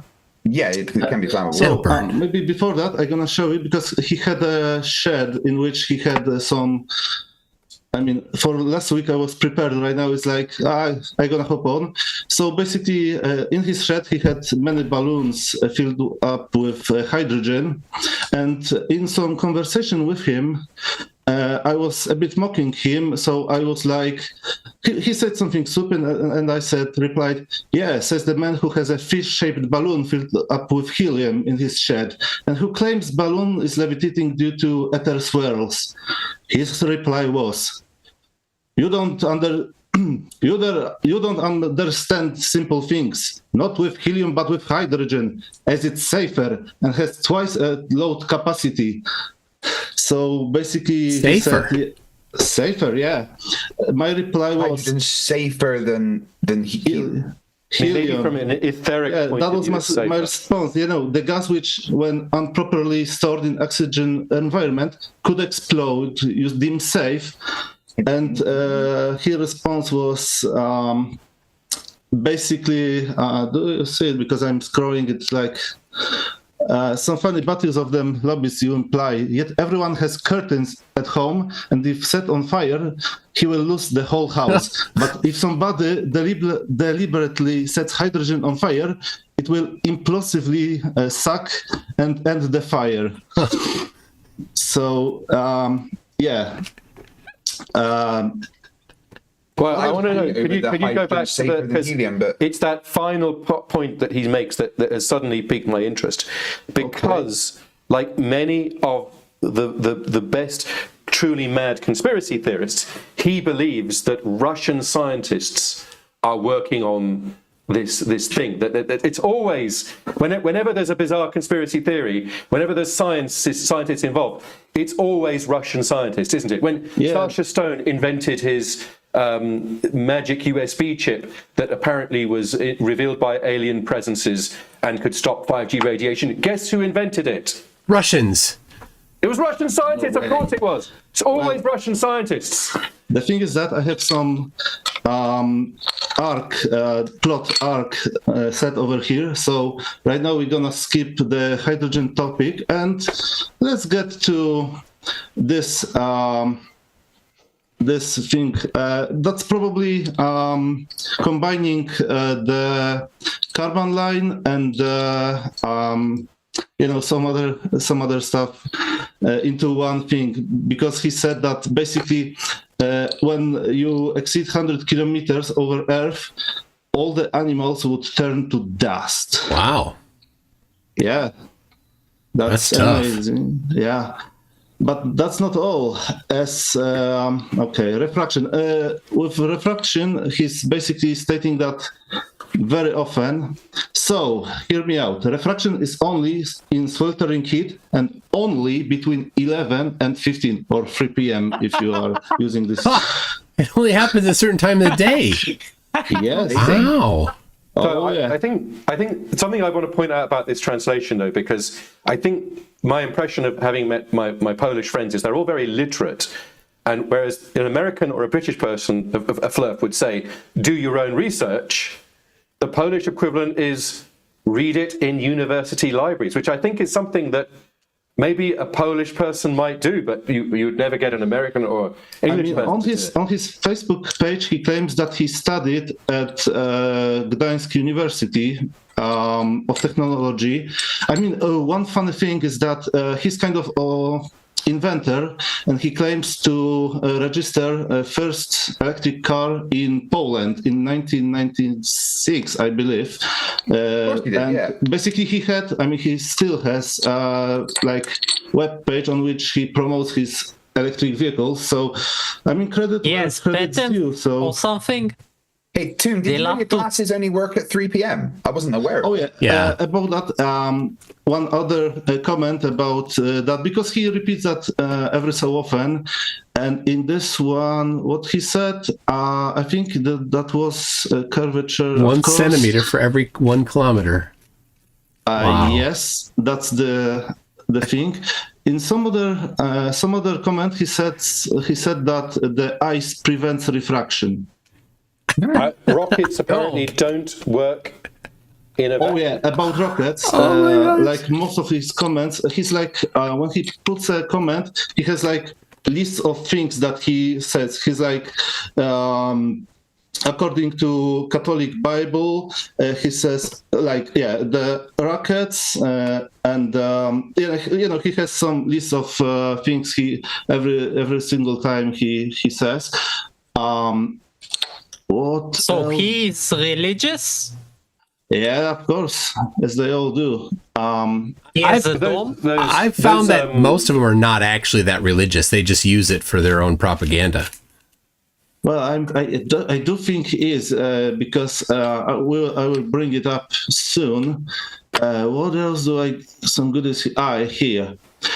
Basically, I worked as an aircraft mechanic for a year, some time ago, and I put some because you have jet fuel hoax people. Today I posted a new film about it to debunk it. But anyways, in some video, I was discussing with him, and basically he said some stupid thing, and then I replied, according to Airbus A380 AMM, which it's like when you do work on the aircraft, AMM is like the most important thing. It has literally everything right there. And, I said, in this document, you have those quantities of fuel and so on and so on and so on. So what was his reply? You speak out with nonsense theories, but you don't check facts. And basically, here you have Wikipedia link about 380. Which do you know which edition of Wikipedia was he linking to, though? Was it the Polish or? This was a PL, so it was a Polish one. Yeah, the slightly less edited Polish version, which who knows. May not have been up to date. Maybe he edited it himself. Who knows? Yeah. Back to the hydrogen, because right here we have something. I mean, I need to translate this title because it's great. Created is hydrogen like crazy without drawing any energy, and in addition, it gives free heat energy. This is the title of this clip, and in this clip,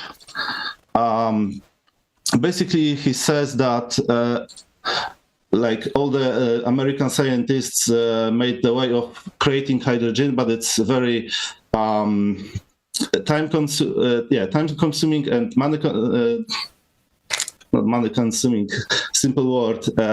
Expensive? Expensive, that's right. I'm kind of stressed, so even simple words are right now a bit of struggle. And basically he says that he found out that he is a Polish scientist who found out new way, cheaper and safer and better of creating hydrogen. And in his shed, he showed... In his shed, of course. In his shed, of course, he shows some chemical equations that they are all wrong. And he shows some, balloons, of course. And he shows basically how he creates hydrogen thanks to Mendeleev ether and so on. Yeah, how he creates hydrogen in his shed. How does he know it's hydrogen? He said so. I mean, the balloons he fills up are levitating, of course, due to Mendeleev ether swirls. So, I suppose it probably is hydrogen. He's just made an electrolysis machine or something, hasn't he? But to conclude all of that, I mean, let's don't laugh at this. Let's don't laugh at this. Oh, because there's a fire. I mean, what could have happened? What can it be? Oh, is that That's at his house? Well. What? Oh my. Well. He messed up the formulas. I mean. So that's what happens when you've got a meth. I asked him about it. I asked him about it, and I'm gonna stop sharing the. Where is the Zoom? Where do I have the Zoom? Up here? Yeah, I mean.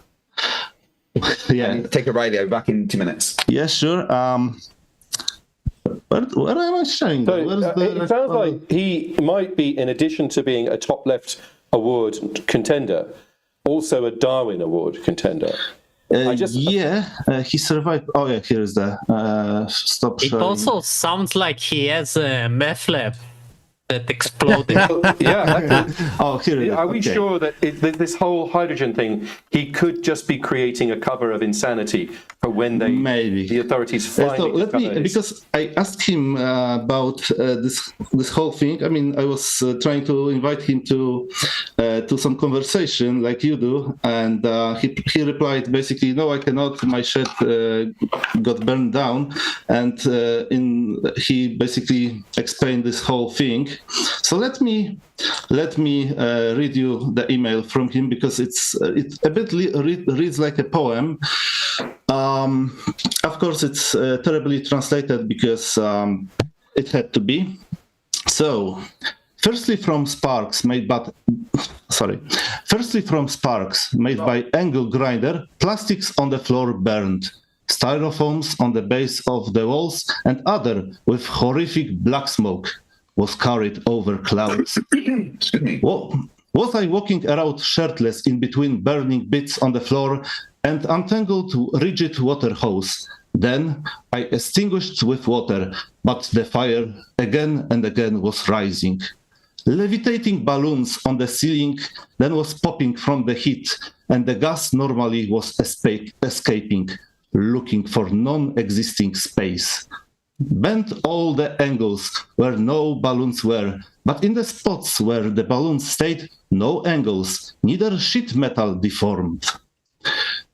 When cleaning up, I constantly was finding, quite surprised, lots of dots of shining iron.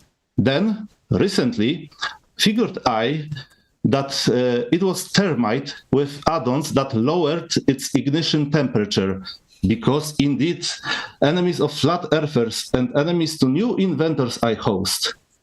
As fun fact, I would add that people with scientific degrees, and after looking on the compass on the table in the middle of my shed, around different magnetic, and he made a bracket and ended up like here, after going at 12 in the clear weather, then bells from church chimes to the south of me.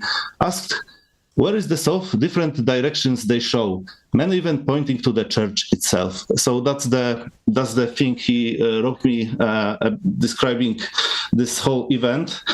And I love the fact that in first sentence, he admitted that he was doing something with his angle grinder, but then he claimed that he found some termite because, he hosts enemies. So it's a conspiracy.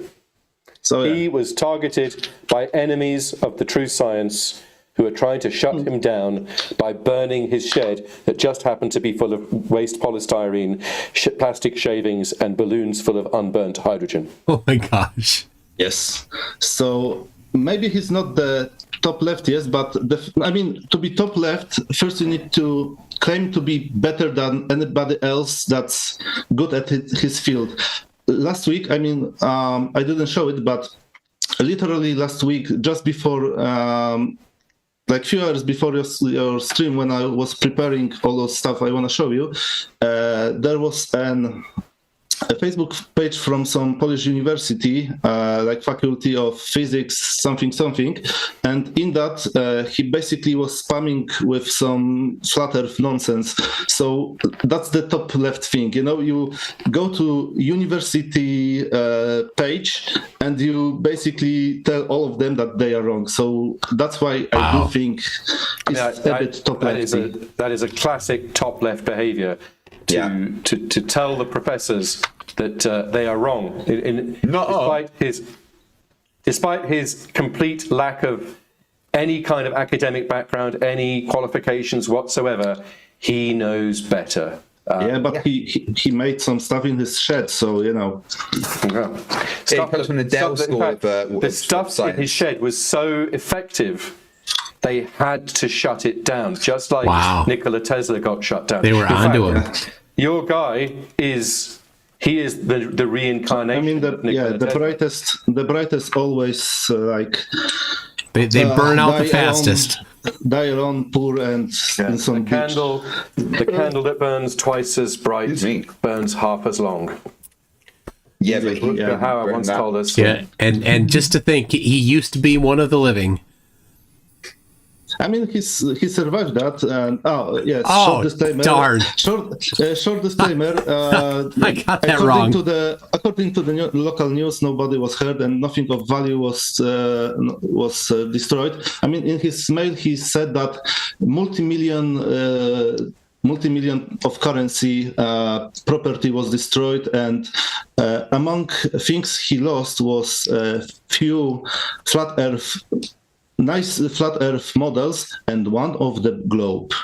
So that was lost due to fire. So yes, it's like the burning of the Library of Alexandria. Probably yes. Some national hidden historic treasures. Yeah. So hidden knowledge of the flat earth model. Yeah, we can all mourn what was lost in that fire. But can you imagine how our society would have become enriched had that knowledge been disseminated? If only. If only. I know we would all be in flying cars and ascending into a higher plane of existence. Not flying, electric. All be having electric cars because that's the thing he worked flying on. Electric cars. Flying hydrogen cars. Flying electric. Yes, probably. With little kitty. Flying hydrogen, levitating. Yeah, I just want to point out what a genius this man is, because obviously he is now declared hydrogen safer than helium. It is. Hindenburg. That's about it. Yeah, so as I stated on the beginning, all of the Polish viewers out there are obligated to vote for him, and I think that's it. So Polish Thanks viewers, for having me. Tag at Max in the chat with the name. What's the guy's name again? It's Zbigniew Kopeć. I don't. You might have to give us the. What? You might have to spell that for us.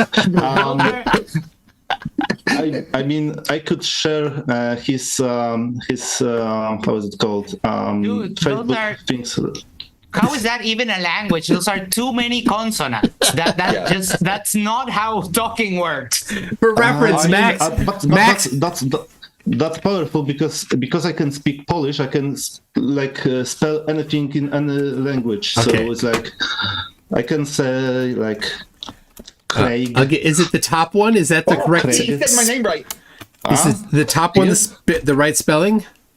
The two. Let's hold say on. top Something one. important's happened. Toon, could you just say my name again? Toon, listen. Craig. No. Trogler, could you say my name again, please? Craig. Toon. He rolled the R. That's impossible. It's not the R. It's the vowel. Speaking Polish is a superpower. Okay. All right. I'll get it. All right. Here we go.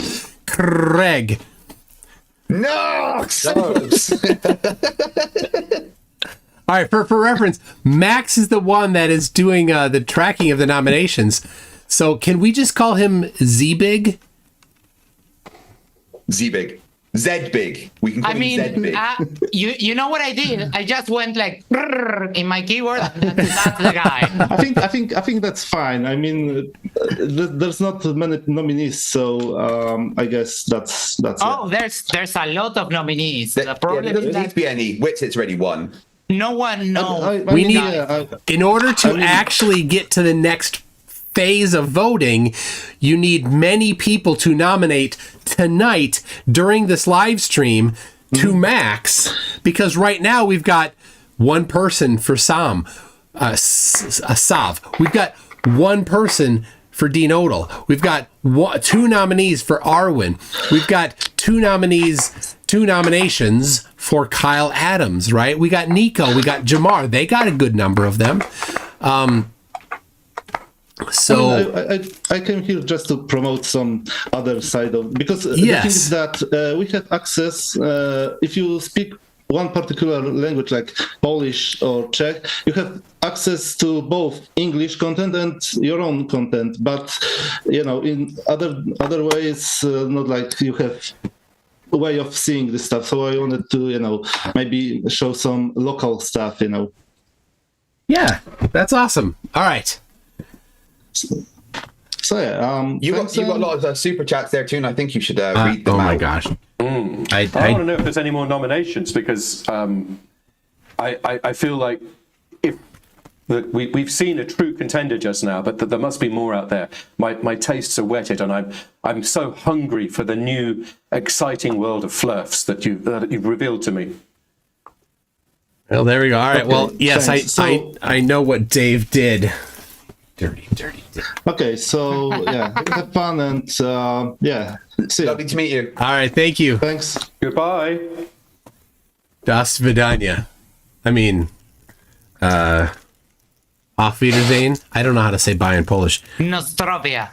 No, that's that's cheers in Russian. Sawadee.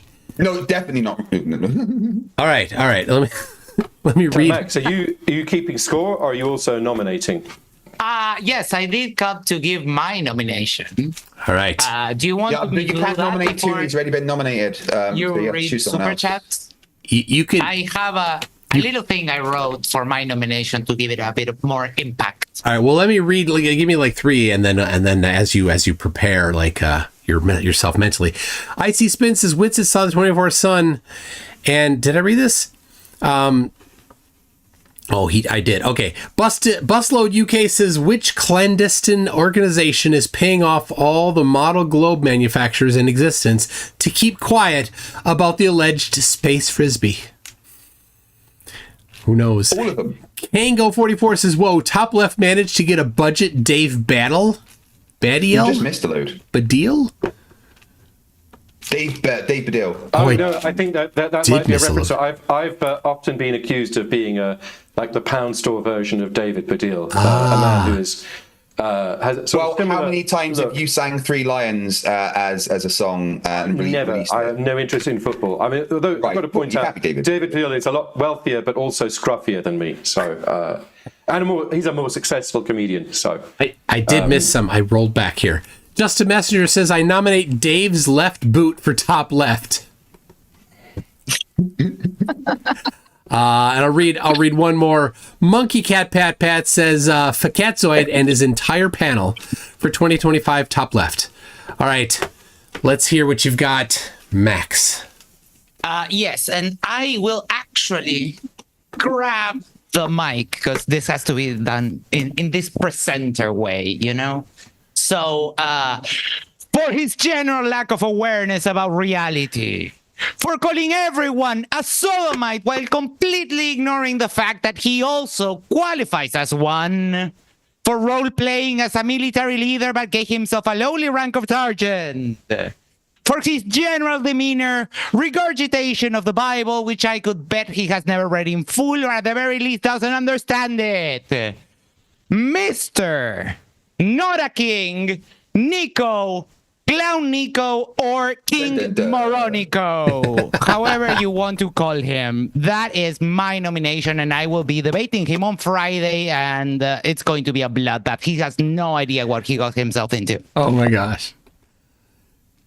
Thank you for that nomination. A worthy contender. He sounds spectacular. Oh, wow. Indeed. And fantastic. Raynard is wondering at this moment.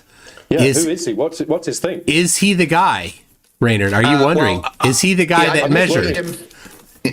I debated him a while ago, and because I found out that he was the one first claiming that they did go to Antarctica, but they took an entire studio with them. It's the simplest explanation. Applied Occam's razor so religiously there. But when I pointed out to him that, well, there were marathon runners there a couple of days before, his response was, "Ha! I've got you. That was the studio setup crew." 70 people ran the marathon the day before we got there, and he invented out of whole cloth the idea that they were actually the support crew to set up the studio.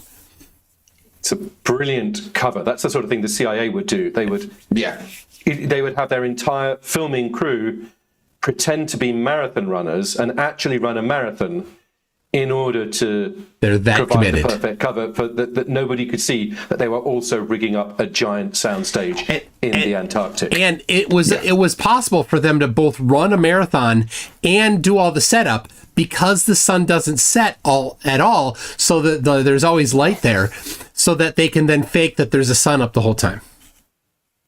It's brilliant that they managed to find an entire crew full of long-distance runners. Yeah. Well, very much like when the asteroid, and they had to take the people that could mine and put them on the asteroid instead of training astronauts to mine. You know, they had to make sure that they had people that set up that could set up studios and then taught them to be marathon runners. But I mean, my curiosity has peaked now. Do we have any video of this truly wonderful human being, this true contender? Well, there is no doubt that he will be receiving a full nomination, thus will be having a voting video, at which time that video will be the answer to that question. Okay. Max, I don't know if this is an appropriate question to ask, but did anyone agree with me that my candidate should win, or am I literally on my lonesome here? Yes. Nobody agreed that, and you know what? I feel like such a fool because I've already edited a really complicated reel of Matt Houston's worst moment. It might never get to see the light of day. The nice thing is that cheating is allowed. Oh, okay. And not only allowed, actually encouraged. It's encouraged, and yes, and not just cheating, but bribery. Yeah, I can be bought. PayPal.me/FTFE. Cash App, $sign MC Toon. MC Toon and Craig, or Craig, as I believe you're called. Close enough. I'm starting to think that there's a conspiracy here. And you know what?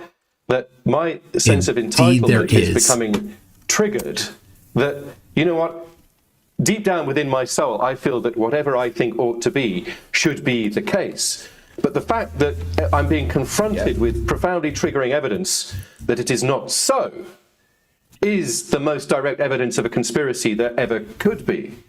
And if my nomination, Matt Houston, the Hillingdon Vandal, a tawdry man who may or may not have Tourette syndrome, who wanders the streets of London, cutting down the safety equipment of our streets. If that's not good enough for this competition, then I think it speaks to the rampant corruption in this.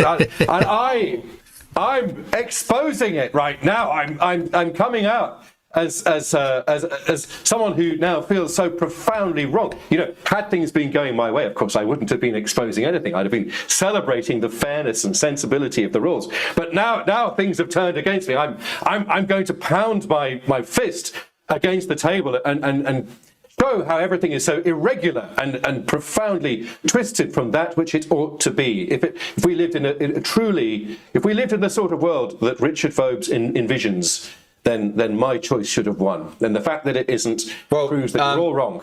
Let me be clear. Choice exists in this competition as much as free speech does on X.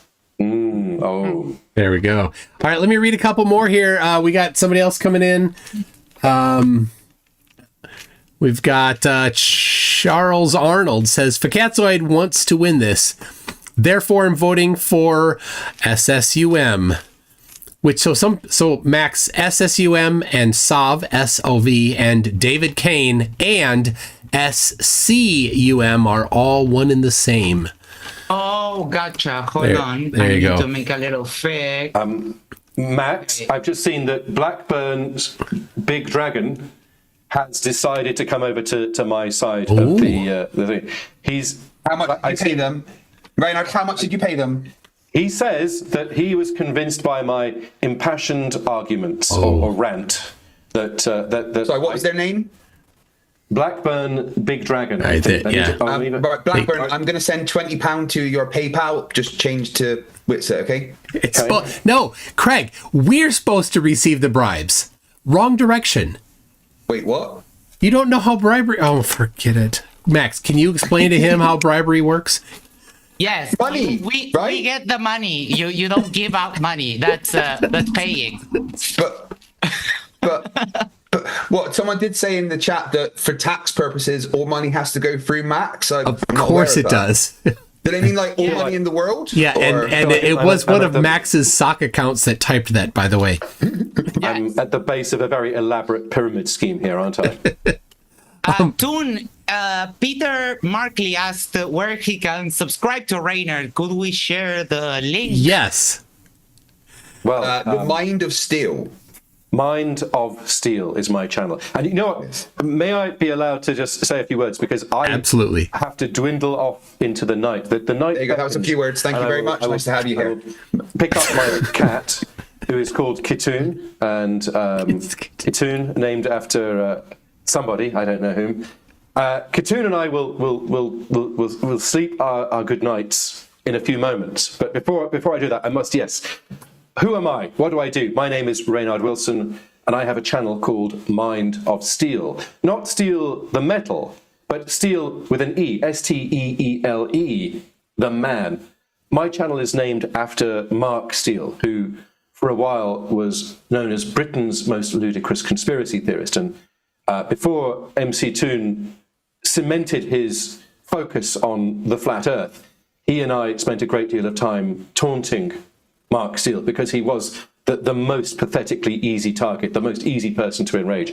And when MC Toon moved on, I decided to stick with it. I realized it was my true calling, was to make a show that was exclusively and just about Mark Steele. And that's what I did for 50 episodes. And then after that, I got bored of doing shows about Mark Steele. And now I do other stuff.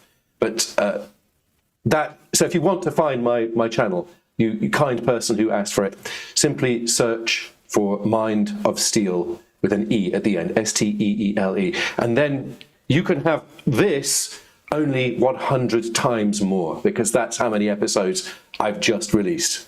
And one last thing before I go and for after I go.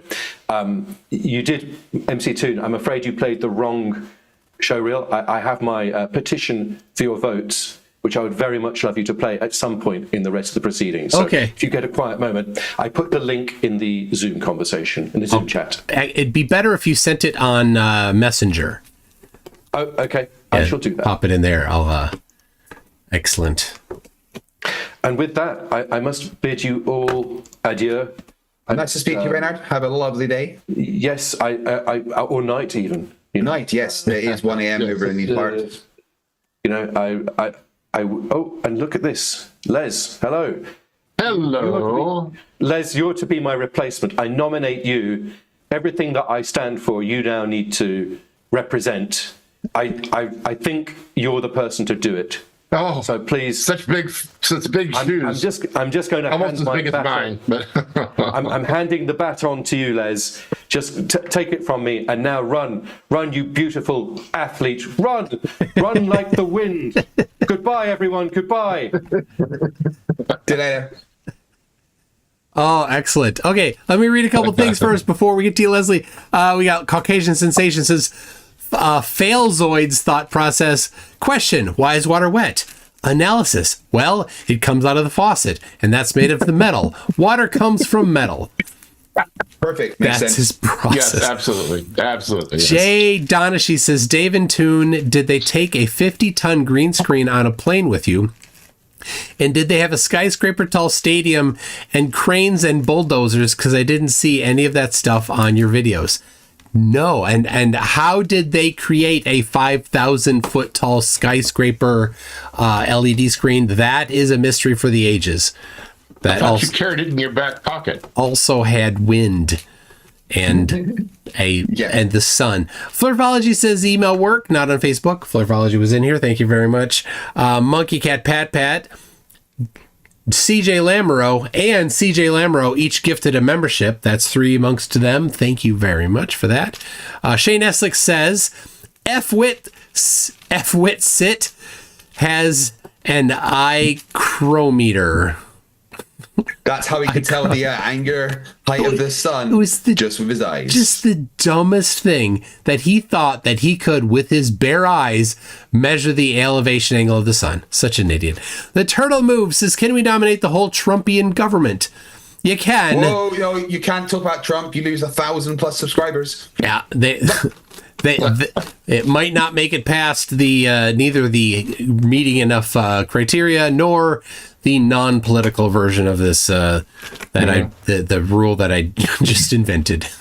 Don't do politics. People, we're here for one thing unites us. Just going after going after that a particular flavor of stupid, not the political flavor of stupid. The grumpy old mechanic says, I nominate Fakatzoid because he's so stupid. He won't take $500 from me for a couple hours reading abstracts. So there you go. The grumpy old mechanic puts his grumpiness behind Fakatzoid. And then, all right, here we go. From FTFE. A super... Why are you smiling? Why are you smiling? I'm MC Toon, and I'm going to do 1,000 push-ups. Oh, no, I can't wait to see that. You should get started. Well, yeah, in the next decade. All right, Leslie, now that you're here, I'm glad to switch topics. How you doing? What are you here for? Good morning, good afternoon, good evening. Sorry. Wrong one. He's the reigning champion. He's on the way out. I was channeling him for just a minute there, yeah. All right, so my nomination for Top Left is Craig McNeil. And the reason is because he will not listen to his wife when she tells him not to do something. Well, I mean, every man doesn't listen to their wife when they tell them not to do something. Yeah. How's that new? All right, then, well, I nominate MC Toon because he thinks he can sing. I don't think I can sing. Oh, damn. Okay, all right. Well, okay, then you gonna nominate Max next? Hi, Max. I'll be. I don't know what I'll be, but I won't nominate you. Yeah. So I think that in this be serious in this very important joke that we're doing. Come on, people. Well, yes, of course. I mean, it's very somber, and we need to treat it with all due respect. And so I think that my nomination must be for what is perhaps the dumbest person on Earth. Lord Jamal. Dun, dun, dun. And I believe it's a second nomination for him. Very worthy contender. Yes, absolutely. I mean, I watched him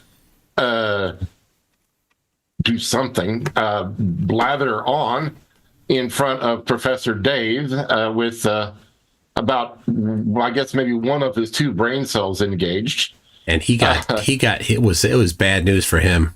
Oh my God! Yeah, and did he take down the original stream, Lord Jamar? Is that like? He asked. He had the other guy. Yeah, he asked him to take it down, and because they're friends, he agreed to. But of course, Dave Farina, being somewhat more intelligent than Lord Jamal, had saved it, and so you can now go see it under Dave's channel. And depending upon your viewpoint, either throw up or laugh until you throw up. So. But yeah, the man is arguably the dumbest person I have ever seen. And are you telling me dumber than Flatzoid, dumber than Witsit, dumber than Sovereign Soul Unchained Mind? That's dumber than tough Daniel one. Pratt. Yeah, dumber than the reigning champion Cece. Really? Well, dumber than several of those people. Dumber than Brother Sanchez. Well, I agree that's a hard one. That's a hard one. But several of those people that you mentioned, in fact, have real mental problems. Okay, Lord Jamar is just top left, knuckle dragging. Stupid. I swear to God, the man is just. But to be fair, he is a rapper, so he knows everything. Rappers always know everything. I'm sorry, dude. Like to be arrested for meth and end up in jail. Well, there's that. Yeah. But to be fair, he has successfully completed more schooling than most flirfs. He failed 9th grade. That means he successfully passed 8th grade, which 8th grade. Most flirfs can't do, and we know this because every time we ask them to do 8th grade math, they do what they do, right? And then he was taken back to school by Professor Dave. He was definitely schooled by Professor Dave. My question, though, or my point, I guess, is that it is possible, to pass school. Today, I would like to. By cheating. So Indeed. I'm not accusing him of cheating. I am not accusing Lord Jamal of cheating. I'm just suggesting that it is possible to pass 8th grade by cheating. So. All right. Did you get the nomination there, Max? Yes. Excellent. When it comes to comparing the levels of dumbness in people like Flatzoid, Matthew Hakim, and the rest of the group, I don't think we have enough precision tools to determine the exact level. It's like they're all bottom. Exactly. Yeah. And we can just we have no more resolution to determine who is dumber, so they all get a participation trophy. So Max, do you know what a squid probe is? SQID probe, superconducting quantum interference detector. I don't roll that way. I'm sorry. Okay, well, I used to. I was a physicist in a low temperature lab, and the squid probe is the most sensitive instrument that can be created, actually. It can measure a single quantum jump in magnetic field. A squid probe is not capable of that sort of resolution. So your point is well taken. All right. Okay. Everyone, thank you for listening to my... Before you leave, sure. Yeah. I've got a conspiracy here, but you look a lot like the Santa Flurf. He does. Say it isn't so, Craig. I mean, I just don't know what to do with that. I really don't know what to do with that. I mean, I wouldn't like to make accusations or anything. But it's just, that's an incredible Santa. accusation. Everybody! Hi, Santa! I know him! Santa Flurf didn't get a chance to fly over the flat Earth because someone was gone to Antarctica and didn't take me. Wait, Are you talking about a bald guy with a fake white mustache that goes around Facebook that is super wild? This is not fake. This is absolutely 100% real. Yeah, my beard's not real as well. Wait, hold on. Yeah, it is. Real thing, yeah. Everyone, thank you for listening to my nonsense tonight. Nice to see you, Les. Yes, you too, Greg. Good night, Toon. Good night, Mike. All right, thank you. And good night, Matt. Yeah, and everybody have a good one. We will talk to you later. All right, let me get a couple in here quick. We got Tim Davidson says, I nominate Lord Illuminous Pooh for thinking his jokes are funny. And then Lord Illuminous Pooh says, screw you, Tim. Bill Tetley's a member at Einstein and then comes in with a super chat that says, you forgot to mention how Sav is a top graduate. Oh, I said that already. The Flurf, the Patches O'Houlihan School of Modern Flurf Debate. It's a Rubik, says Craig. I can tell Whitsitt in person of his nomination. Yeah, I will actually when I meet him. Tell him congratulations for being nominated for this year's Top Left, and I am rooting for him. One real quick thing before I leave you, I do want to add maybe an honorable mention or a tertiary nomination for Lord Illuminous Pooh for actually believing that I invited him over to my house 3 times, and he came. Wow. Amazing. Got fooled. Who nominated Lord Illuminous Pooh so I can register that? Tim Davidson. Tim Davidson. Oh, no, yeah, Tim Davidson. Yeah, sorry. All right, let's see. Jay Donashi says, you ready for this? Says, I nominate Dustin Nemos because he is a stupid Argent Religifleur butthole. Yeah, Dustin Nemos doesn't deserve to be nominated. Dustin Nemos doesn't deserve to be spat on if he's on fire. Unless Whitsitt is doing it, and only if Whitsitt has been drinking 190 proof beverages. Yeah. Lord Illuminous Pooh says, I'll make my own FDFE with blackjack and hookers. That's how my clones are made, apparently. It's the prime ingredient. Fletcher Boy says, Bob Nodell posthumously to the Flurf Hall of Shame. Indeed. I don't think it's fair to talk ill of someone that gave us such scientific discoveries as, the Earth rotates at 15 degrees an hour. And the amazing information that even though he never did take his multi-engine certification, that he does have a multi-engine certification for flying. Yes, indeed.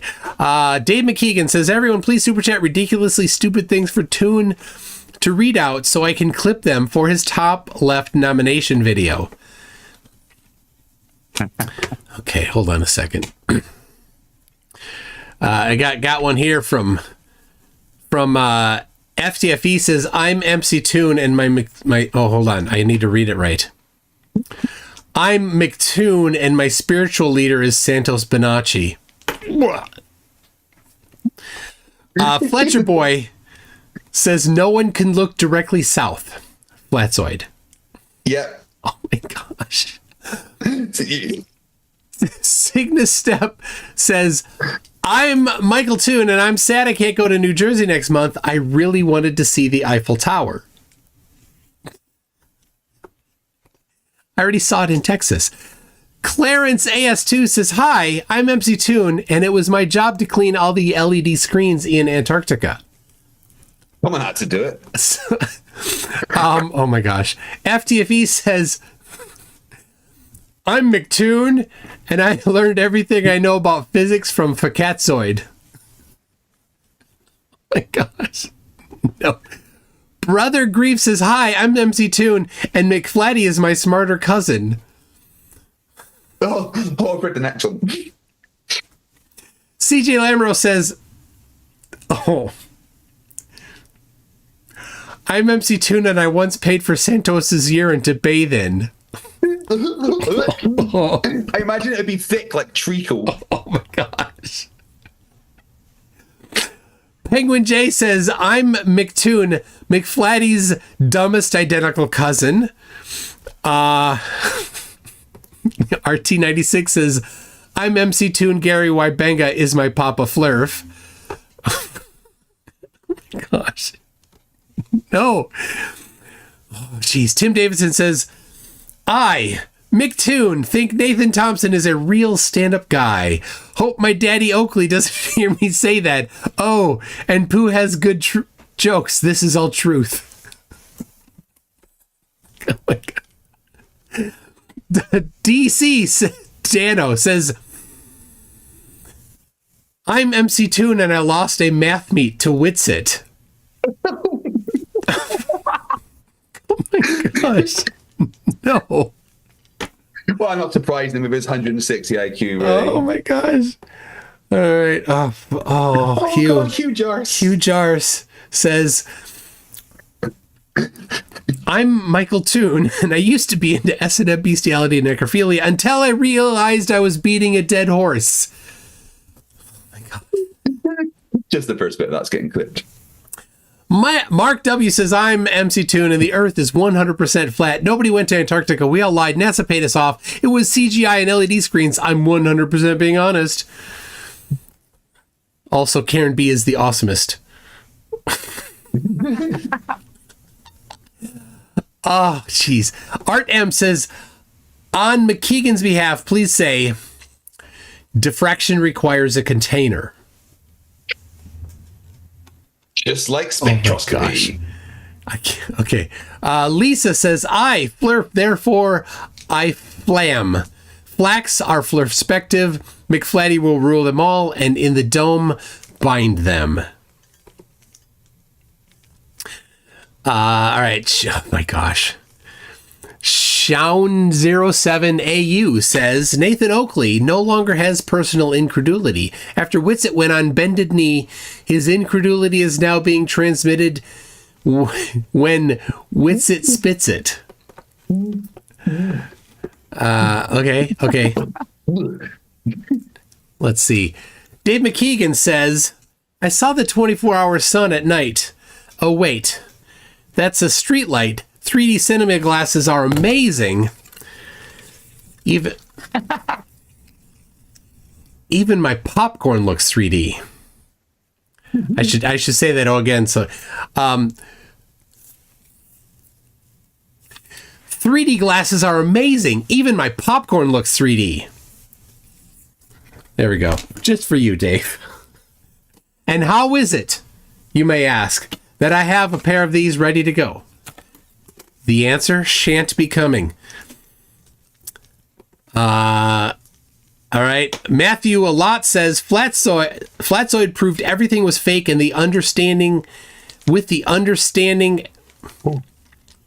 Flatzoid proved everything was fake with the understanding that of absolutely nothing. Okay. That's enough for now. Have you noticed how I have just messed up, and this means that everything that we have done until now is all fake because my shirt has a little green here, so this whole show is fake. It's all fake. All of it. So sorry, everyone. We're just going to pack it up and leave. All right. I sent one to Itorius. I sent one to Do. We got no, no. Have you ever seen a magic trick? All right. I'm just checking to see if anybody else has requested a to join. I sent one to Jaren, see if he wants to. Okay. We got this one. 2 minutes and 28 seconds. So, all right. Here we go. We got one coming. 2 minutes and 28 seconds of playtime here from. Let me get it here. Where'd it go? There it is. So I've learned all the languages from C++ to Python language, which is pretty much the main one. I know it used to be like Java and all these kind of languages, but thankfully times have changed and it's a lot easier now to do coding and to code. So basically I learned how to code humanoid robots with human emotions and to do tasks like laundry, do dishes. I'm able to program driverless cars to do taxi service or Uber service without an actual driver, to go around town and do routes, and it's some unbelievable stuff. Now, I know exactly what you're thinking. Come on, DP. Clearly, this is all a load of crap. He's just made up on the spot. There's no way this can be true. Right here, right now, for the first time in human history, I can share with you King Nico's advances in robotics and artificial intelligence. You're not going to believe it. Prepare to have your minds blown.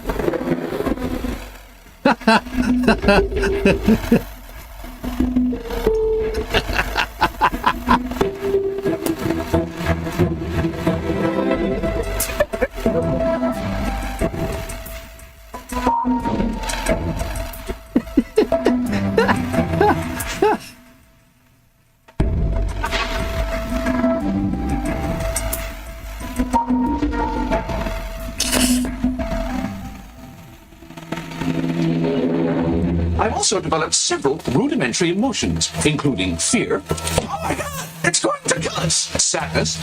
Oh my God, it's killed us. Happiness. Oh no, it hasn't. Surprise. Oh, I've turned into a frog. And just lately, I'm proud to say I've got the hang of anger with rudimentary mindless violence.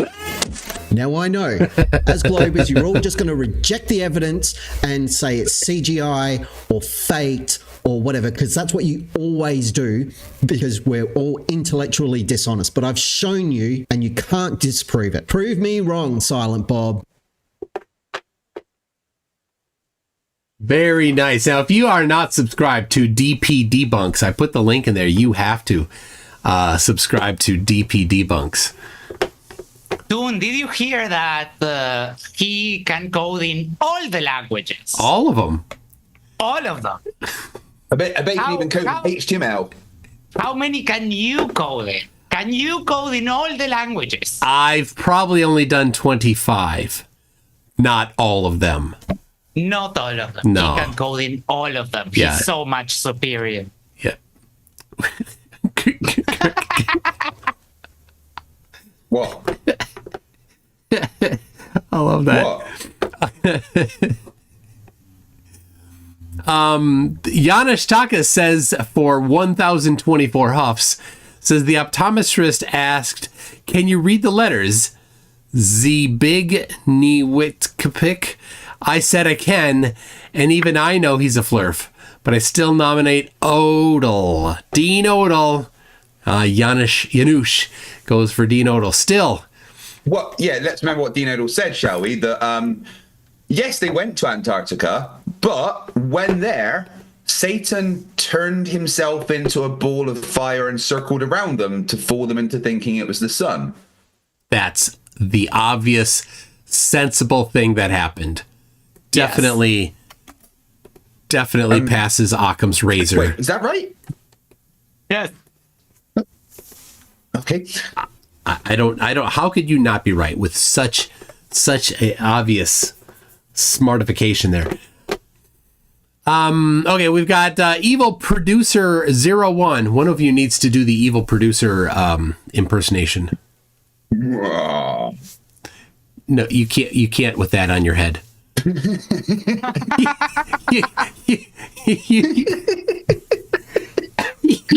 can't.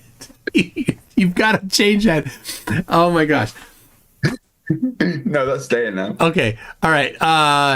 No one has called out Fakatzoid for proving the globe by observing the sun rising in the southeast from South Africa. And that's what's amazing. Yeah. He's like, he was whining that the angle of the sunset didn't match the globe prediction, even though his ability to measure the angle was complete rubbish. But the fact is, whether he's right about his measurement, he wasn't, or not, the angle that the sun was rising didn't work on flat Earth. It didn't help. The fact that the sun rose or set. Well, the fact that the sun had previously set. Yeah. Anyway, the angle wasn't right. Yes, that's amazing. Icy Spin says Reynard's Third Eye of Truth, his new series. Oh my gosh.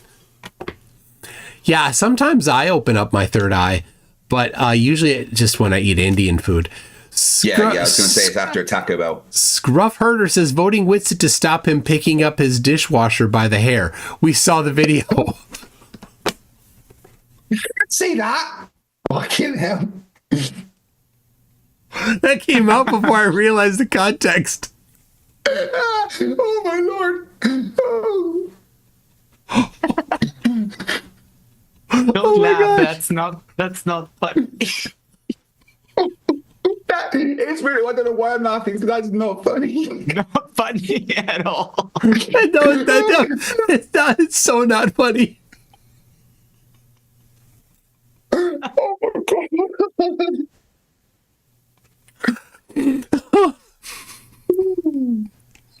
god. Super chats are dangerous. I guess we're all going to definitely hell. Yeah, there's hell. We're going there.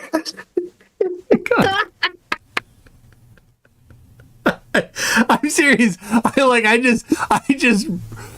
just steamrolled through that super chat and I got to the end and I'm like, oh no. I just said that. Naughty Scruff Herder. I can't believe it. Oh my god. No. We're still getting cancelled. But remember, he never watches these videos. He never does. Yeah, but then everyone's going to send him that clip. We just should all delete our YouTube channels now. Oh my gosh. Oh my. Jason Hyatt said MC2, I missed it. Please repeat it. I'm gonna have to go back. Oh my gosh. Flurfology, who's on here,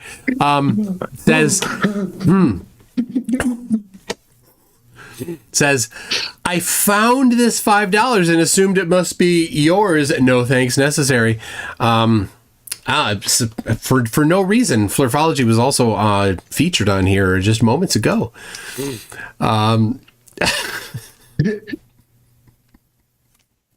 gosh. JSS Tiger says, Witsit for TopLeft. I have to read a little slower here. He witnessed 24-hour sun and thinks he's collecting data points for flat Earth. Oh my gosh, yes, that's what he called it. Data points. All of the data points ever collected doesn't work with flat Earth. Every data point ever. When we evaluate, when we go through the data, we might find some more globe debugs. And I was like, no! So he said, I don't know who he was talking to. He was talking to somebody. He's like, the angle of the shadows wasn't right. I'm going to come out with a video with my measurements. Yes. How is he going to measure the angle of the shadows on the ground? With his eyeballs, of course. Who was it? I think it was when he was talking with Dave Weiss and Dustin that he said that the shadows. No, with Synthetic Warrior, because I reviewed that VOD, and he was like, yeah, the shadows were a little iffy or something like that. He said, oh my god. All right, so Zoomy Tomato sent over it looks like it's just an audio of 3 minutes and 24 seconds. I don't know what it is. Sometimes it's dangerous. Is it just you talking or is it a song? Let me know. Anyway, says Zoomy Super Chat, it sent my nomination over Discord. Enjoy. I need a little more context. Addicted to Gaming for $20 says the studio was in Witzit's backpack along with the gyro compass. Of course. David Keegan. 3-year-old vape pen. What's that? Yes. And the 3-year-old vape pen. Absolutely. All right. Dave McKeegan says for £5 says, I've invented a new diet where I can have whatever food I want without any calories. I lick the packet and put it back. Truth. I've got a photo shoot tomorrow, and I've like kind of not eaten or drank much for the past 2 days, so I look thin for it. Dave McKeegan says rockets don't go up; they push the Earth down. Yep. DP Debunks, welcome to Newton. We just played the. If you haven't subscribed to DP Debunks yet, I am going to have Craig send Daniel Pratt's to your house to install his water heater, and when his button on my phone it does it. Where his water heater is, he is. They tried installing the new AI on Daniel Pratt's water heater's computer, but it became the first AI to ever unalive itself. Flat Earth Evidence says, "Can I nominate myself?" Turns out Flat Earth Evidence doesn't exist. I don't know how Flat Earth Evidence could have done a super chat because it doesn't exist. This is good. Harnold says, how can the Flurf who stood on Antarctica under a 24-hour sun but still denies a globe not just win by default? Dr. Luggage must win. Oh my gosh. It's the most expensive luggage ever. Like, just ridiculous. I still want to know from Witsit, what was this several $1,000s that he spent doing Antarctica? Yeah, that it cost him. What? Yeah. What money did you spend? He got his babysitter paid for, the daycare. This was before that. He said on the stream that he did that he called the first expedition. Yeah. He said that, I'm out of pocket at least $3,000 because of this. And now I need help to, because I had to pawn the laptop that somebody else gave me. So I need you all to give me money. The day before he was due to go. Somebody gave him a laptop and he pawned it. Yeah, someone gave him an Apple MacBook, right? Like a new one for the trip, but he had to pawn it to pay a bill or something. And then he went on stream a day before he was due to go begging for money so that he could have a computer because he just found out the only camera he had was actually covered in rust. Yeah. I don't know. I mean, we can make an educated guess, but I don't think we can say it publicly on what the money went to. How many vape pens can one person buy? All right, Yanush has a nomination video. I will play here. Let me just say this at the outset here. Hold on. I gotta back it up here. Just a second. Here we go. Let me just say this at the outset here about the so-called final experiment and them allegedly seeing the sun move in a circle around them in Antarctica. Let me just go and tell you right now. You don't think Satan could pull that off?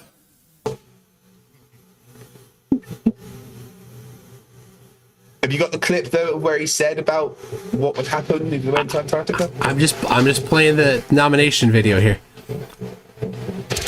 Fallen angel, an entity. It goes by the name Lucifer, Satan, Halel, the dragon, that old serpent, also called the prince and the power of the air, also called an angel of light that would deceive mankind and appear to be light, the devil, Satan, satanic signs and wonders, Satanist, Satan, the angelic light in the sky, the devil 6,666, Satan.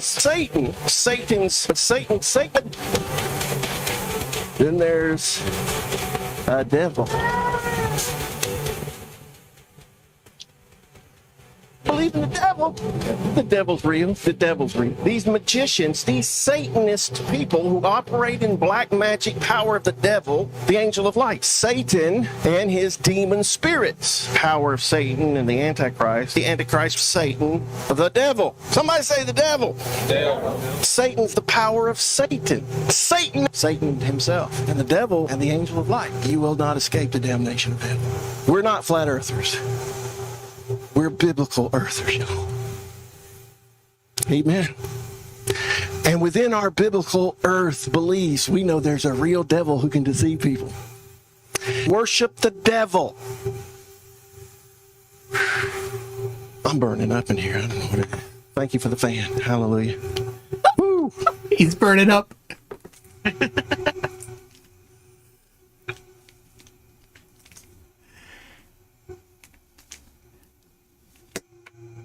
Yeah, good job, Dean Odell. Is this? I think it just does this for a bit here. Yeah, this is the time lapse that Dave McKeegan did. An amazing time lapse. Turns out that was just the sun, not actually the devil.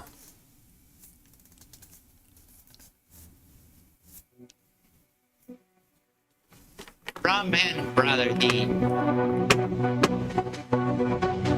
Worship the devil. Worship the devil. Oh, okay.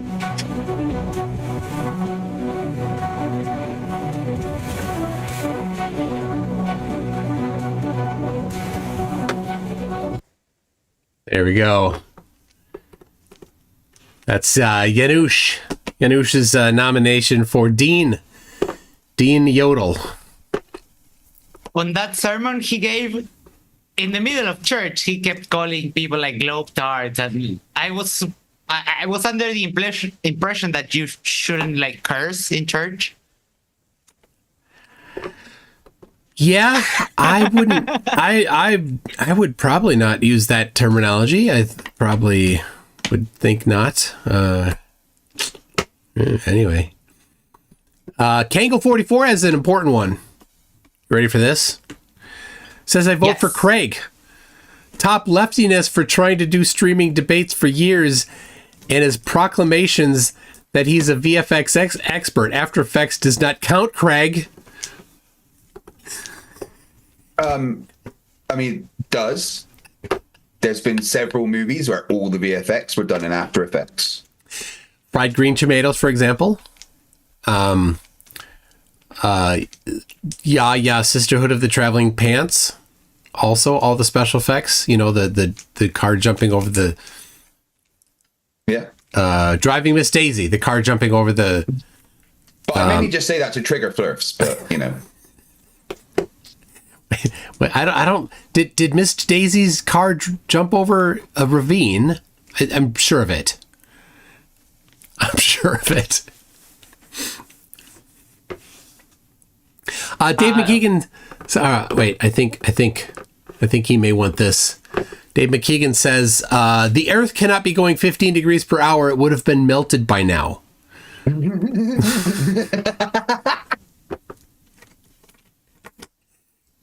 Greg, I like that. Greg says, I'm MC Toon and so's my wife. Octoria says, hi, I'm MC Toon and I'm a flat earther. I nominate myself for top left. My Papa Flurf Nathan Oakley lets me watch his globes when we go golfing.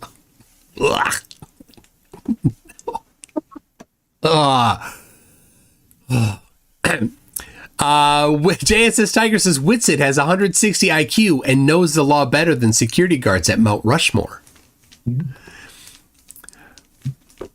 I've read his the appeal or the appeal. I don't know, the movement. I don't know, whatever document it is that says that the case should be dismissed. That Austin wrote himself. Yes, he defended himself in court. Yeah. Insane. Yes. It's Can you insane. send that to me, please? I'd like that for my nomination. Yes, I can. It may, I don't know if it is. It probably is not yet. It should be on flurf.info. Here's the thing. People, if you got dirt on a flurf, you can edit flurf.info. And it's better create an account there. It's better if you create an account there. It went exactly as every single other sovereign citizen argument went. And we have to remember that I still have the screenshot. He one time said he was legally adept. He also said he's got an aptitude for math, though. Oh, bless him. Andreas Eld says, I'm backing the nomination for Spits It, Vapes It. There you go, Max. You got that one? Andreas Eld. Mr. E-Man says, nominations are now open for all of the brain-dead, knuckle-dragging, pre-Neolithic primates. True. Lord Olympus Pooh says, Witsit. Correct all the time. You know it's true because it rhymes. Do a 5x5. Do 5x5. 5x5. So good. Cygnus Step says, before Toon kisses Mrs. Toon goodnight tonight, do you think he will whisper to her, I think my nomination is going to win?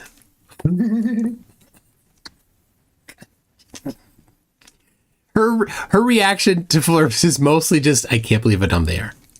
Like she has so little patience for him.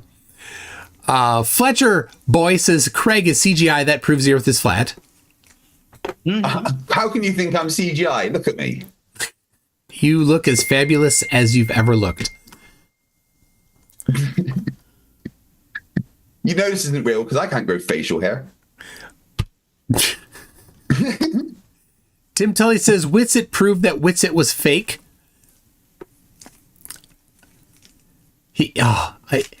Just the insanity from him is so fun. If you haven't read the comment on the 18-hour no Wi-Fi video that I did, it's pinned. It's pure gold. Craig, he admitted that he was intentionally stealing Wi-Fi. Oh, right.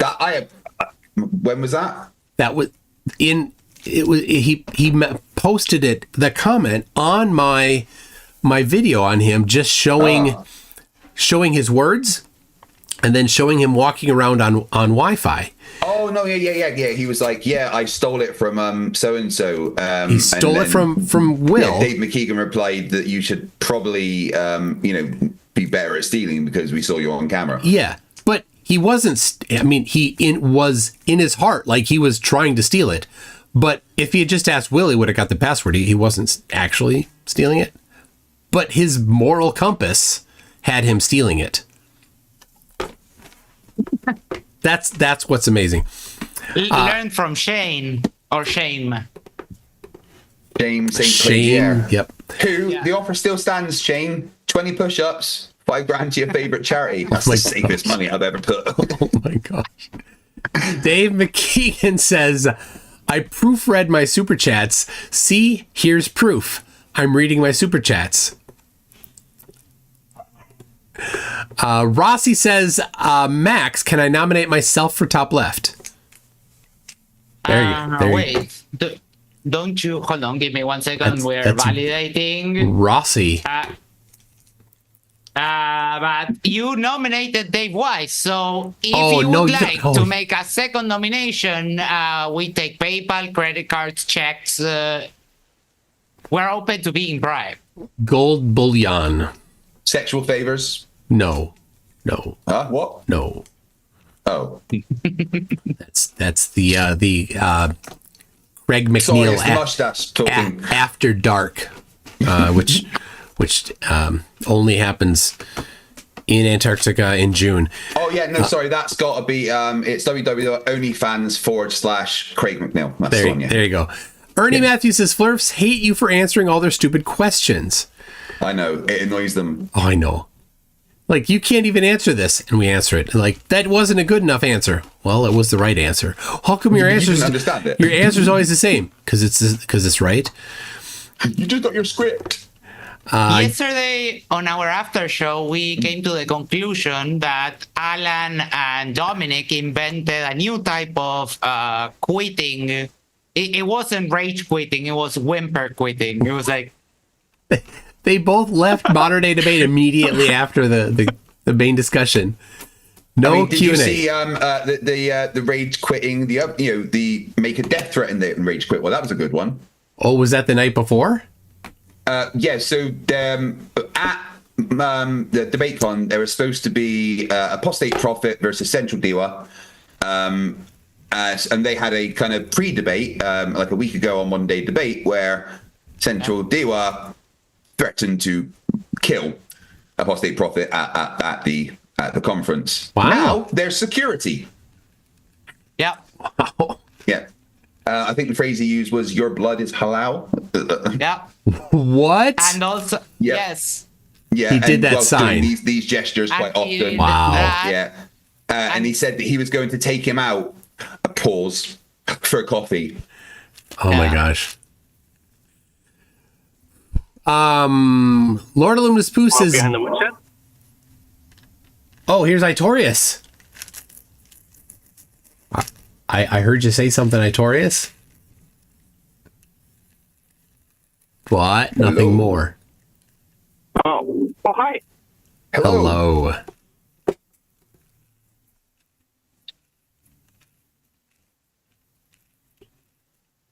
Oh, hi. How are you? We see you now. Looking good. How's it going? It's wonderful. Good. So you have a nomination for us? A nomination. McToon and Friends, it's your boy Witsit. I heard you guys were running some sort of contest. I thought I could be the nomination for it. Humbly, nobody else is much more worthy than I am. So I thought I'd... I mean, you are the most humbly worthiest person ever. But yeah, just a frankly, second. I don't know why there's another competition. Oh yeah, wait, hold on. I'll put something on as well, actually, to help. Bro, please your be safe. vote has been humbly tallied. Humbly, bro, humbly. Thank you. Yes. Oh damn! Can you edit that out? Sorry, we're not live, are we?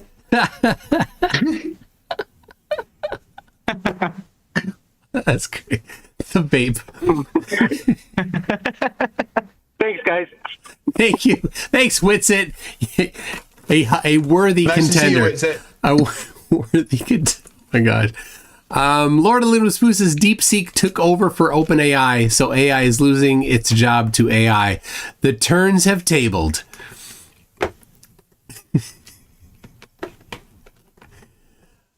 Oh dear, yeah, the AI world, that's crazy. There's so much going on there, and oh yeah,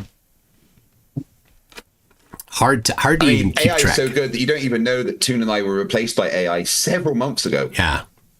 Yeah, Craig and I are actually really sitting on a beach in Antarctica. Yeah, we've got a penguin sitting on our lap. We're stroking. It doesn't want to be there. We're holding it down. It's surprisingly, they bite. They bite. Yeah, look out.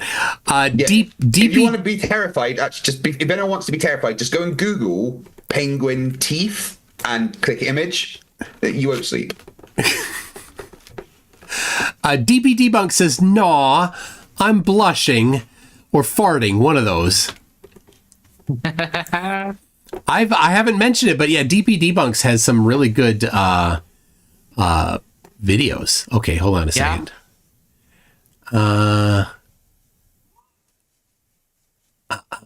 Okay. All right.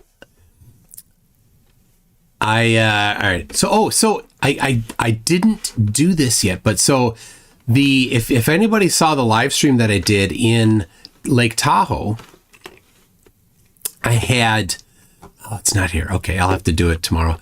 The guys, two guys were there, like, who are the twin Santas? Two guys that I met, they have a channel.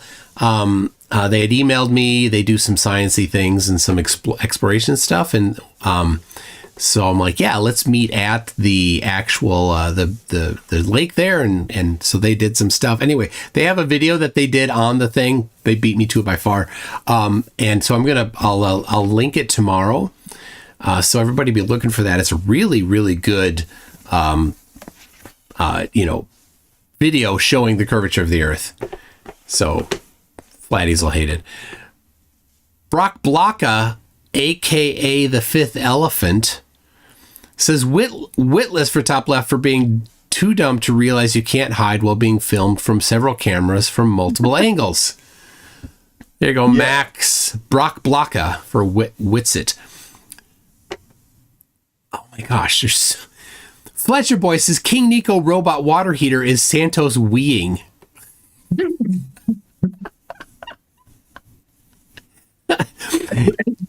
Evil Producer 1 says when Daniel Pratt told Witsit how great wife beaters were, Witsit took him literally.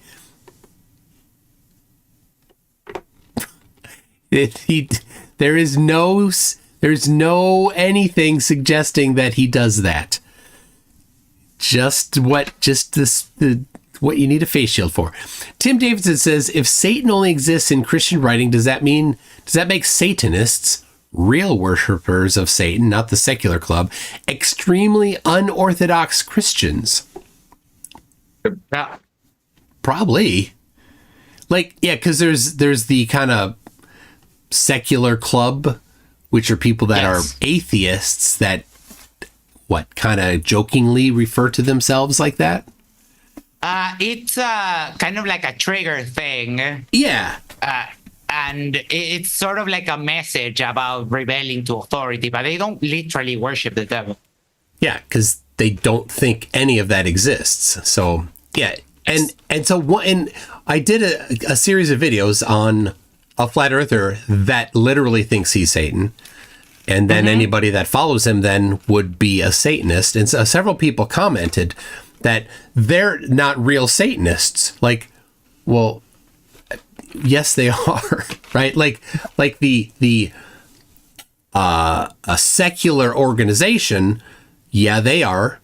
But this other group also are. They both can be and be very different. I found that funny. Facty says, I know everything about Flat Earth. Help me wipe my bum. Leslie Rohr says, I'd rather be hit on than spit on. You.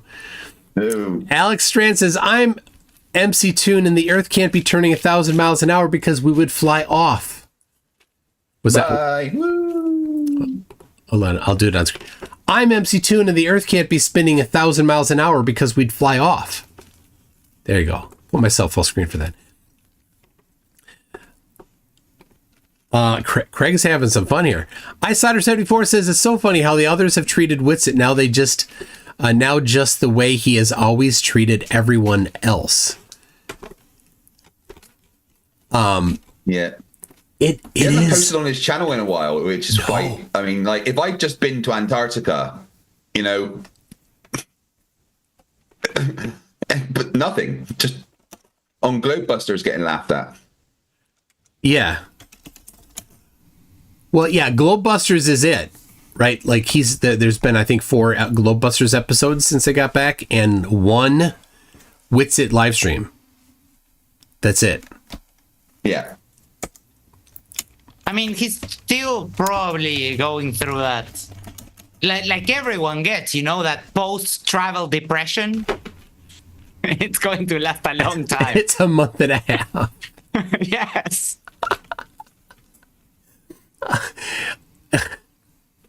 Well, it's the post getting rejected from Oakley depression. I think that might be it, actually. Yeah, you're right. It's post-breakup depression. Got it. Was there another time he went into Oakley's, or is it just the one? Oh, there's so many times. He regularly goes to Oakley, but since coming back from Antarctica, he's gone once to Oakley to beg. I covered that one, and they were just like, "We're just gonna laugh at you, you idiot."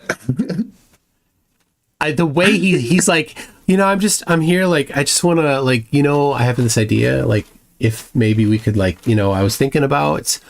And the other day, I was like sitting and thinking, and what if, like, so I imagine him sitting there like this at the time. What? Anyway, yeah. Like, what if like we did stuff together? Just I'd like your opinion and know what I did. You're an idiot. It's the opinion. I'm going on Candace Owens, and it's going to be big for Flatter. Lisa. Oh my gosh. No boat. Mr. E-Man says this is a bribe, and I don't know what you're trying to bribe me for, but I will definitely accept your bribe. Hey Max, if Mr. E-Man has a second nomination, just it's all good. No reason. Sliding it, yeah. Yeah, no reason. I'm MC Toon, and the vape pen was mine, said Bar Jinx.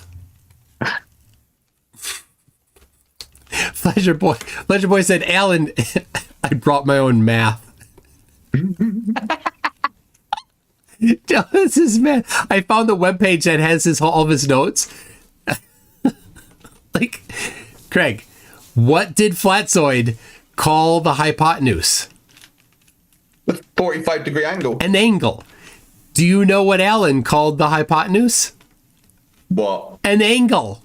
Oh, he agreed. He called, not agreed. I haven't watched your debate yet. I was going to review that on my membership stream. Is a total different set of math done all differently than Fakatzoids, but he also called 60 degrees the hypotenuse and wrote it on the triangle parallel to the hypotenuse line, 60 degrees. Wait, how can there be a 60 degrees with a hypotenuse? And then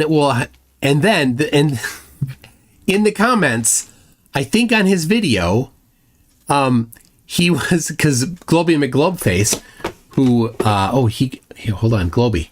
Is Globey around? I need to send him a thing here. Here you go. Globey was talking to him, and he's like, I just wrote that. I didn't really like, quote, that 60 degree was supposed to be just the elevation angle to the star. I just wrote it along the hypotenuse. Sure you did, buddy.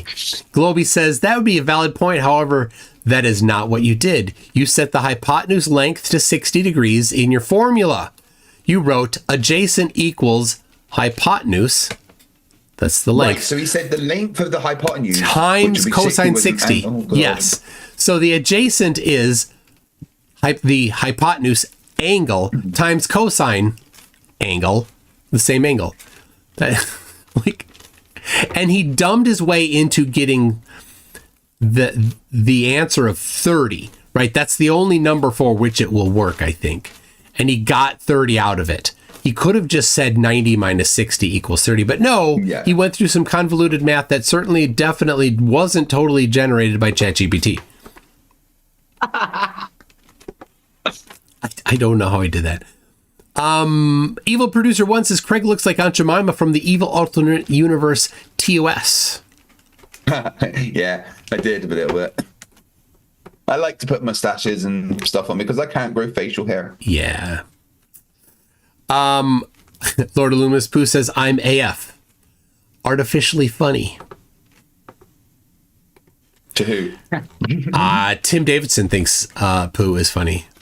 So Shane Eslick says flat earthers and moon landing deniers not understanding why the original film footage / photos look like digital recording so they can be viewed on a PC shows how limited their ability to understand is. Oh dear, yes. They never understand video or, like compression. Like they're looking at video artifacts from Antarctica. They're like, oh, look, that's totally fake. Like if it was faked, there would be none of that. Like if it was a rendering of a bottle or something, because I saw somebody showing a bottle that they thought was fake. Like if somebody placed a bottle in 3D, it wouldn't disappear. That doesn't happen in 3D rendering software. Like the fact that you saw those things is evidence that it was not faked, but they're not that smart. Okay, all right, we got another from They're Dave. not even close to being that smart. We got another from Dave. All right, we got... This is gonna... Hold on. All right. Wheelchair users should be banned from using hop-on, hop-off buses. If you can hop, then you don't need a wheelchair.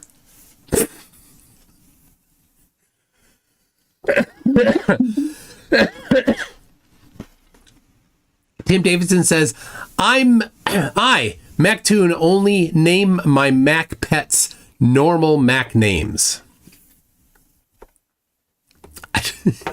Mark W says, all you need to use the same background, it'll be proof NASA sent you to the same place. Flurf's mind will explode. That's right, Max. Total fake. William Foley says, I feel Craig's pain about facial hair. Apparently it's something to do with being a clone, and it's just cheaper to not include the follicles that grow the hair. Someone just nominated you for Top Left because of that exact reason, for fake facial hair. All right. I've got, how long is this? Ooh, that'll work. Okay. A 14-second nomination.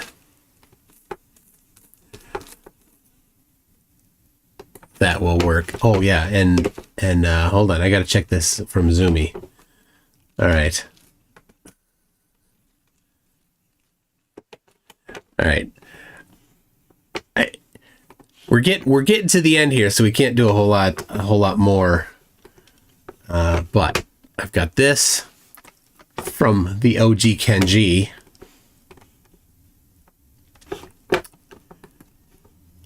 Let me get this going.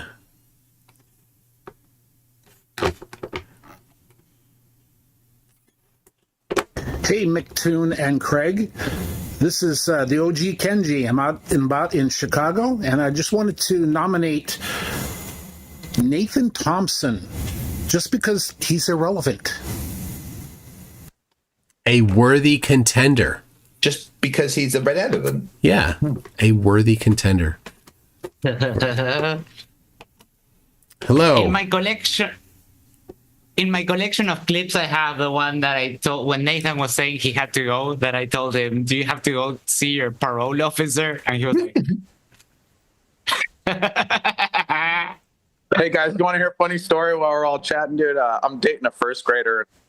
Just it's appropriate. It's older than the last one. Now, Raynard Wilson, I played the wrong video from Raynard, and he wanted me to play the correct one. I'll do that in a bit here, but I know it's getting late, and I just want to give an opportunity for Craig. If you're getting tired, I don't want to keep you. I do need to go to bed because I'm having people take photos of me tomorrow, and I've been starving myself so that I can look as thin as possible. And sleep. Why are they naked? No, but they might be naked. But I'm not going to be. Are you not naked when they're taking the photos of me? Max is asking for a friend. Yes, of course. Max, are you asking for naked photos of me? Is that what's going on here? Yeah, it's been the channel rebrand, so I'm actually getting some proper photos and stuff taken. Cool. Yeah, I got some professional photos, and it's a whole other ball game when you get a professional photographer. Yeah, I've never done that before, so I'm a little bit nervous. Yeah, so I'm going to head off. So thank you very much for all your nominations, guys. Remember, you can nominate whatever you want and bribe me to vote for whatever you like at paypal.me/FTFE, or just join my OnlyFans. That's a good way. That's where the pictures are going. So Craig and I will review the nominations that Max has dutifully recorded and announce and contact the people who and we'll kind of pick the top person in each group to produce a voting video, and then within a couple weeks we'll have a. There are so many. Yeah. So we'll pare them down, right? The if they didn't get a lot, then we appreciate it, but won't be getting a voting video opportunity. So, all right. Well, I'll see you later, guys. And hey, Globy, nice to see you. All right. How are you? All right. See you later, guys. Bye. All right. Bye. Bye, Craig. We'll play this. I love how Globy does the same thing as I do with the background. That's just great. I don't have a real room, so it's just I'm pretend. I should do that because I just got it's in progress here. Anyway, we've got from Mind of Steel / Raynard Wilson. Here we go. Today, I would like to nominate a very special individual for this year's contender for the TopLeft Awards. Matt Houston is known as the Hillingdon Vandal because he has literally made a career of destroying public property. Matt Houston believes that the ULEZ cameras are in fact deadly laser weapons. It's for a laser gun for your C40 digital prison. It's laser weaponry. It's a laser geezer. They're not cameras, they're laser weapons. Stop calling them cameras. I can prove that the ULEZ is a laser gun, a weapon system, and you can legally defend yourself from that. But if you get it if you're defending yourself from a laser gun, that's perfectly legal activity because you can legally defend yourself. Every time you look into one of those, it's doing you. It's a dual laser weapon for your C40 digital prison. Matt Houston further believes that this strange idea that he has fixed in his mind entitles him to destroy as many of these cameras as humanly possible.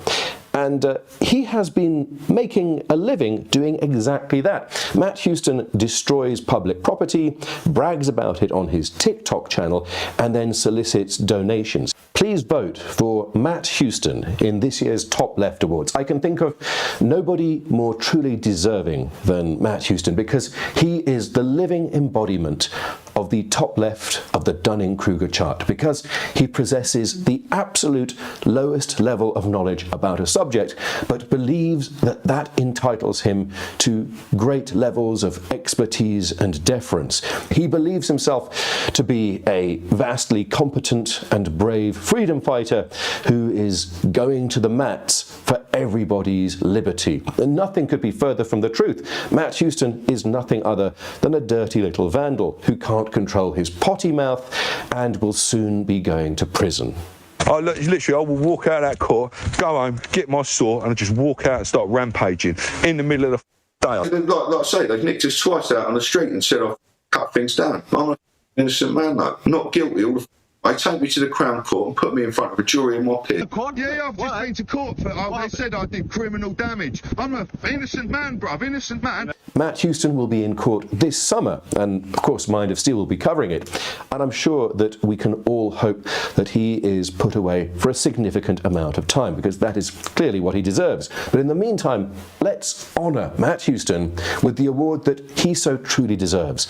And I want you to cast your TopLeft 2025 vote for the man who puts the spirit of the Dunning-Kruger effect more viscerally than any other person on this planet. And of course, that is Mr. Matt Houston. Thank you very much for that, Raynard Wilson. Oh, there's Witsit's merchandise there, in case anybody wants to get some. I sent you a little clip on the Zoom chat. It's short, but it's funny. All right, and I had closed the Zoom chat. Anyway, hello, Globy McGlobeface. What's going on, everybody? How we doing? I'm good. You have the fun. You have a nomination. Is it Fred? Is it Fred? It can be Fred. It is Fred. It is Fred.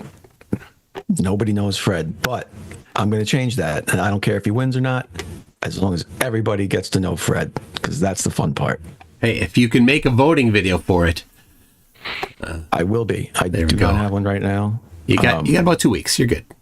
Oh, yeah, I got plenty of time. I just went back through my phone, like an entire year of pictures and videos, and found all my screen recordings. And a lot of them were of Fred, like randomly. Luckily for me, I still have him. But yeah, he's a hoot. I saw you posted one where he had a square. Yes. And he was saying, this isn't flat because it's not level. Yes. Level is flat is level. Flat is horizontal. Can't be flat unless it's horizontal. This is flat, but this is not because it's not horizontal. That's correct. What he said. And then he rubbed the side of that and said, this is smooth. It's like a wall, but it's not flat unless you tilt it sideways. Now, why I want to nominate him is mostly because of that. Now, picture this. He has taken TikTok, this cesspool of flirfs, and alienated himself from them. The majority of them think he's so stupid now. These are flirfs that think he's stupid. Wow. That's a bar I didn't know existed. I didn't know. I didn't know it either. So we were talking about grading the levels of dumbness. If the TikTok flirts think you're dumb, that's wow. Now, so they've literally been arguing with each other for weeks now. You got Fred's crew and the rest of the flat earthers, and they've been like just in lives yelling at each other about flat versus level, and it's been going on like they'll just do it for hours, just hours. It's the best entertainment I've ever seen. But the reason so I think this really is important because the Dunning-Kruger part comes in, because everyone who knows Fred knows he's flat smacked every single Glober in town, self-proclaimed, including me, Toon, everybody. He's flat smacked everybody. He crushes the globe on a daily basis. He wins all his debates, every single debate. Now's when you ask me how many debates he's had. How many debates has he had? 0. He won't debate anybody outside of his Flurf echo chamber. He refuses to leave and actually have a debate, but he claims to have won every debate. It's amazing.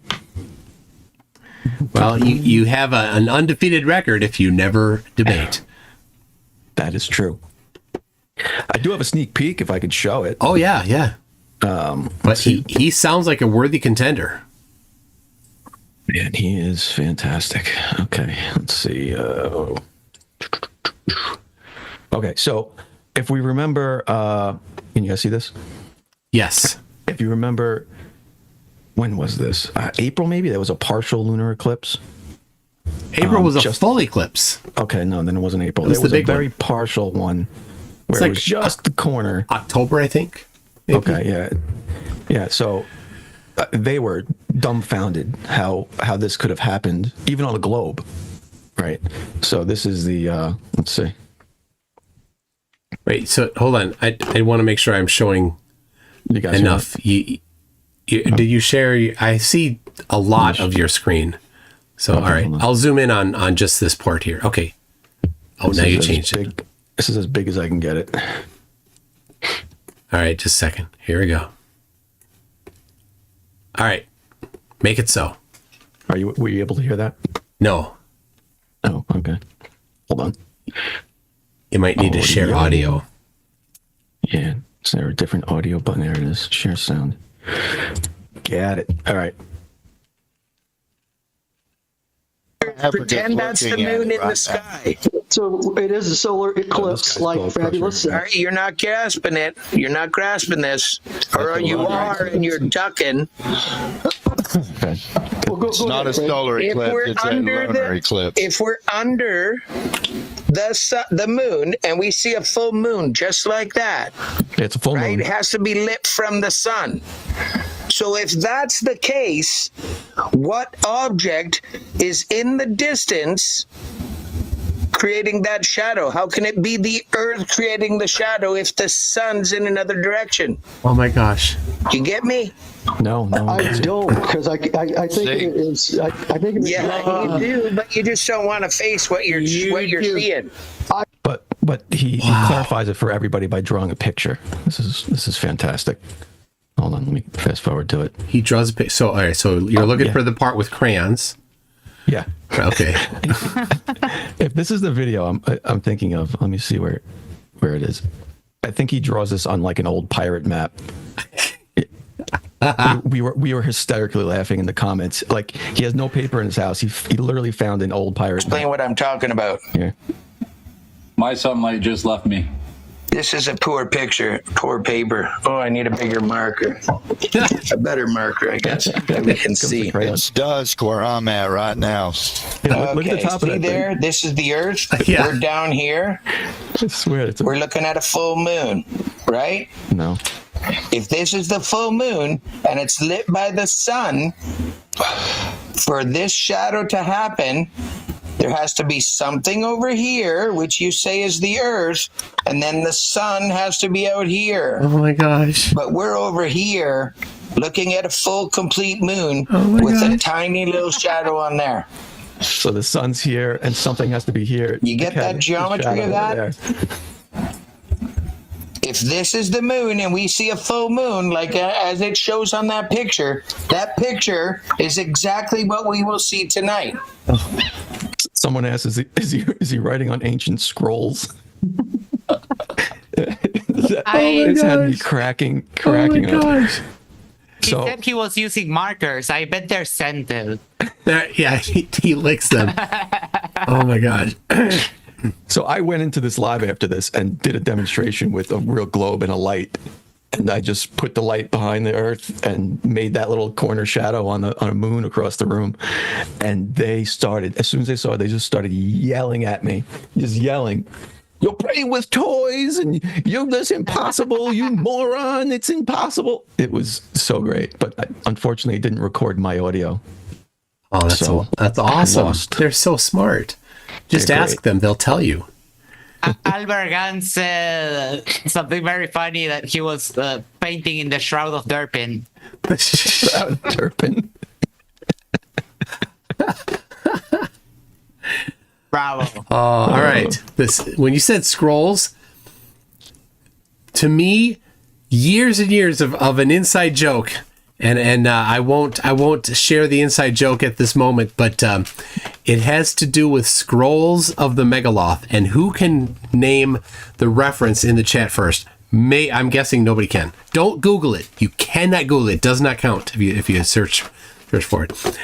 No idea. Anyway, yes, scrolls of the Megaloth. All right, so that's your vote. Is Fred from TikTok? All right, well, Max, you got Fred, that. I got that, and Fred actually got another vote. Hold on. Well, I put it in the chat earlier, so I don't know if maybe it was me. Yes, I know. I got your vote, but someone else also voted for Fred. Really? SDMP. Yes, got it. So you're not alone. That's it. That's impressive. All right, we're gonna do him justice. Scrolls. I promise, Fred. Scrolls of the Megaloth. If you go on to TikTok, he's not Fred. You gotta look for Globe Crusher. Globe. So was he? Did I talk to him when I was on there 2 weeks ago? No. So I've not. No, no. Talked to him at all. No, he's flat smacked you, but you haven't talked to him. Amazing. He can do that from a distance. Yeah. Mm-hmm. Telepathically.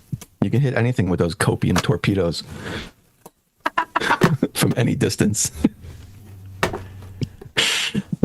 He's great. They are intercontinental copium torpedoes. He's also done, talking about TFE, he's also done the old... It's all fake? No, there's several flat earthers, at least I've seen on TikTok. I don't know if they pulled that off here, but... Oh, my light went. Anyway, he goes, how come you can see the sun if they're down there for 24 hours? And he shines the light onto... So the sun's doing this around them, and he's pointing the light from here. There's no way there could be light in the northern hemisphere. No way. You make it work. Make it work. And of course I show him. And as if people haven't figured this out for centuries. They're just now coming along, the first to ever actually ponder. All right, I got a couple nominations to do here. We got this from Max. Here we go from Max. Love it. Let me back it up. Here we go. For flat Earth, no matter what happens, if we go there and it's cloudy, win for flat Earth. If we go there and there's a 24-hour sun, win for flat Earth. If we go there and the sun sets, win for flat Earth. Wow, he won so hard. It's very interesting that all the eclipses that we do see documented, specifically the ones in the last 20 years, they all happen on new moon days. So specifically, the Great American Eclipse 2017 is also specifically on a new moon day. Oh my gosh, that's supposedly the day when the moon cannot be seen in the sky. How can you be that dumb? That's the whole point. That's the whole point. Sean Griffin, you are so stupid. Oh my gosh. I don't even know what to say to that. Oh my gosh. Anybody else on Scrolls of the Megaloth? Nope. The second part of Witsit clip is there's more, because like if my grandma farts, that's a win for flat earth. If she doesn't fart, that's a win for flat earth. If she breaks her hip, that's a win for flat earth. If she loses her dentures, that's a win for flat earth. Everything is a win for flat earth. That clip had to be AI, right? No way he said that. No. I took it live from his stream the day he went on the TFE trip. Wow. The day he left, right? A couple of yeah. Wow. Okay, I can't even. Wow. I can't even. Oh, Yes. It's so insane.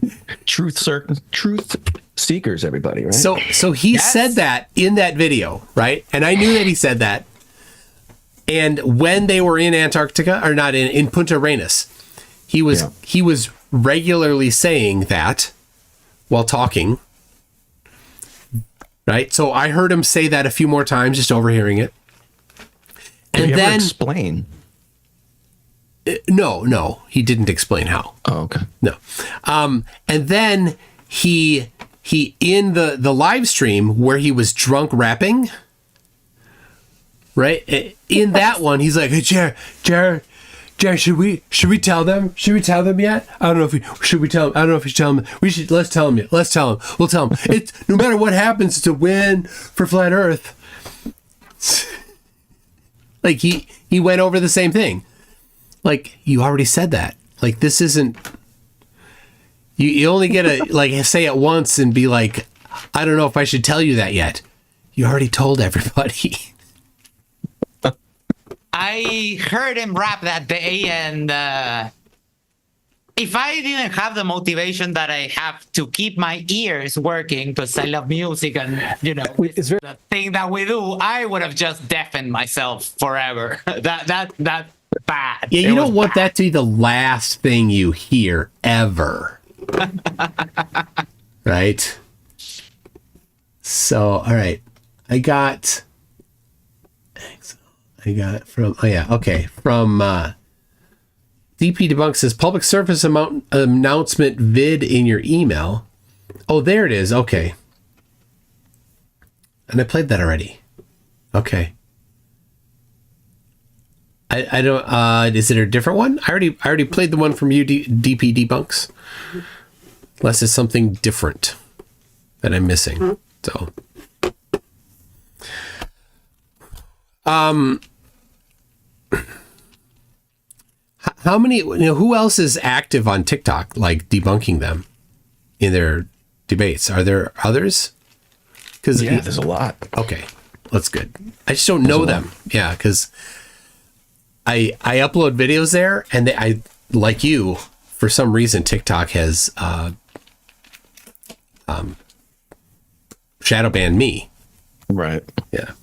It's just I'm guessing it's the amount of times I've been reported. Yeah. Oh yeah, Globe Man is good. Yeah, Globe Man, he's backed off. Yeah. Kind of like me over there. But yeah, a lot of people have popped up in their places. I mean, we got an active pilot that's in there every day, JT. Yep, he's good. Who they all hate. Baron Rutledge. Oh yeah, he's still doing it. Yeah, I mean, there's a lot. I don't feel bad when I take a break. There's plenty of guys over there. That's good. We need that, because unchallenged, they'll fester. So yeah, I love when they say we create more flat earthers, because they get so suspicious. Why are we here defending this and fighting it? That's suspicious. Because you're wrong. Yeah. For the same reason, why are you here saying things about that? It's suspicious. Right. It's the same logic. It's not suspicious. Logic. So Big Fish sent that video for Sean Griffin. So there you go for Max from Big Fish. Says top left nomination Sean Griffin. He's the most watched video in a schizophrenic masterpiece. I sent a clip to your email and Discord that made me pee laughing. Yes, we got it registered. Kango44 says, I vote MC Toon for top leftiness around programming. Java does not count. Ouch. Ouch, it burns.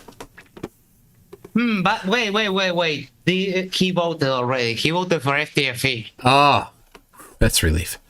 Yeah, we'll have to take a bribe on that if you want the second vote to stick. And that $5 super chat does not count yet as a bribe.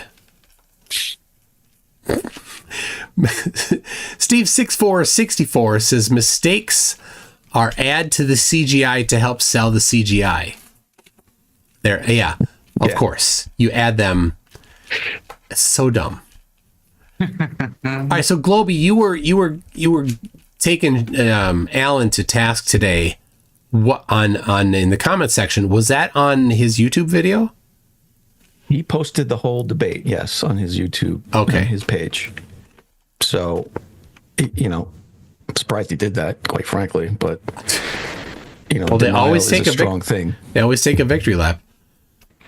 That is true. But like, I get it that they can just abstract themselves from whatever happens in the debate, but even with a whimper quit like they did, they're calling victory. That's insane. That's a next level of insanity. Yeah, if you go to his video that he posted at the end when they both, rage quit and leave, sad quit. Whimper quit. Whimper quit. Yeah, I like that. Whimper quit. He goes into his Discord. I guess they were all watching it in there, and they do a victory lap in the Discord. The psychology of it is fascinating to me. Like, how would they went through that whole thing and then came out victors? It's amazing. And all he did was claim flat Earth looks like a globe because it's a globe. We just see a globe. We see globes everywhere. Everything's a globe. Sky's a globe. Ground's a globe. Just looks like that. It's still flat. That and the curved visual space or the whatever nonsense that each one subscribes, because there's a few expressions to say the same thing, like, because our eyes are curved. It's like, I grabbed this ruler or whatever, or my cell phone, I grabbed the edge, looks pretty straight even with my curved eyes. Yeah. Okay, guess it's selective then. Yeah, it's selective. So I called him out on his video and he goes, the 60 degrees was supposed to be the elevation angle to the star. I just wrote it along the hypotenuse. The hypotenuse was unknown. The only known was the elevation angle. So you only have one known.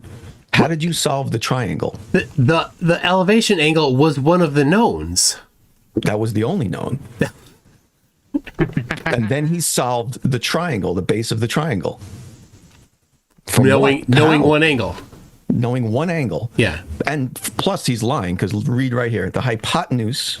Shit, it did it again. I forgot about that. The hypotenuse. Because I gotta turn that off. The hypotenuse distance to the star is 60 degrees. Yeah, he typed it out. Typed it out. He typed it out. But then he just told me he didn't do that. You don't understand. In flat mathemagic, you can just get a triangle with one value. You can have one angle, one side. You just and that height part into existence. That opposite side, that doesn't count for magic reasons. Can you steel man my argument? If you can't steel man, then I win. No, you can't steel man idiocy. Yeah, you can't steel man this. It's impossible, right? Yeah. So then I called him out on that. I said, "Oh, look at what you wrote here yourself. You wrote it yourself." And he goes, "Bro, I have globularist. Do we know who that is? Globularist. I can't even say it. Do you know who that is? No. Check my mathematical assertions for that exact reason. Oh my gosh. You've completely misunderstood my diagram and the placement of the 60D over the hypotenuse. My scenario is like on the ocean with a sextant. You see a star, you line it up, it's 60 degrees above the horizon. That is all the info you have. The rest is trig, relationship ratios as an output. Oh my Then God. we use our favorite sphere/circle size to compute how many miles per degree. You use a sphere. Mm-hmm. You wrote that to me. You used a sphere to figure out the flat Earth geometry. Yes. And what's the radius of that sphere? The radius of your eye. Which somehow is measured in thousands of kilometers. Yep. He's so dumb. Oh, he's so dumb. It gets better because Shane jumped in. Oh, Shane. Oh. And he responds to me and goes, incorrect. Taking a cosine of an elevation angle to a flat plane completes a right angle triangle. Taking the cosine of an elevation angle. That just gives you the ratio of the two sides. Well, you have two angles now. It's not one unknown or one known. You have two. You have two angles. Well, actually, in the third, you know all three angles. You're assuming it's 90 degrees. The third one, yeah. So you know all your angles. Yeah, you have angle. So A. So now you can solve the triangle, right? Nope. Still can't solve it. I wonder who Shane stole that from. ChatGPT. I don't know. These people certainly have never solved a triangle in reality. Yes, of course. It's like they don't even stop to think for a second. Wait, hold on. Do I actually know how to do this math? Nope. They don't stop and think for a second whether or not they know how to do the math. Nope. Oh my goodness. Right Okay, there. let's get. Rossi says, so will I get a top left trophy? A green jacket?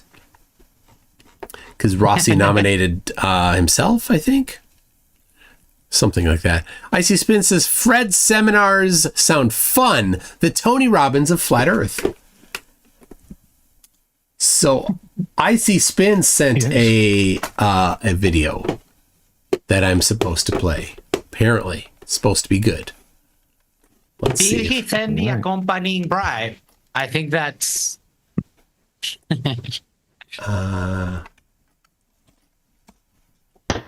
Okay, yep. All right, here goes. This is from Icy Spin. Apparently it's funny. Hopefully it is. So this is what y'all got. This is what y'all got, Glovers. Huh? Wow. This is a time lapse. 24 hours of time was filmed right here. This has to be by far the fakest time lapse I have ever seen in my life. And if you fail for this, you are diabolically delusional. First of all, how is this table just popping up like this? You don't see nobody setting up this table or anything. It just pops up. Right, unless Flash did it. The only person that could do that is Flash. Not only is tables just popping up, but tripods are just moving and popping up. Right, but this is a time-lapse video. This is a time-lapse video. And tripods just move like that in time-lapse videos. I would like to remind y'all that this is a time-lapse video. So we will be seeing an orange truck driving up rather than just popping up out of nowhere like this. And y'all didn't even see how this pops up on the table before the people even get out of the truck in a time-lapse video. Pay attention to this empty table.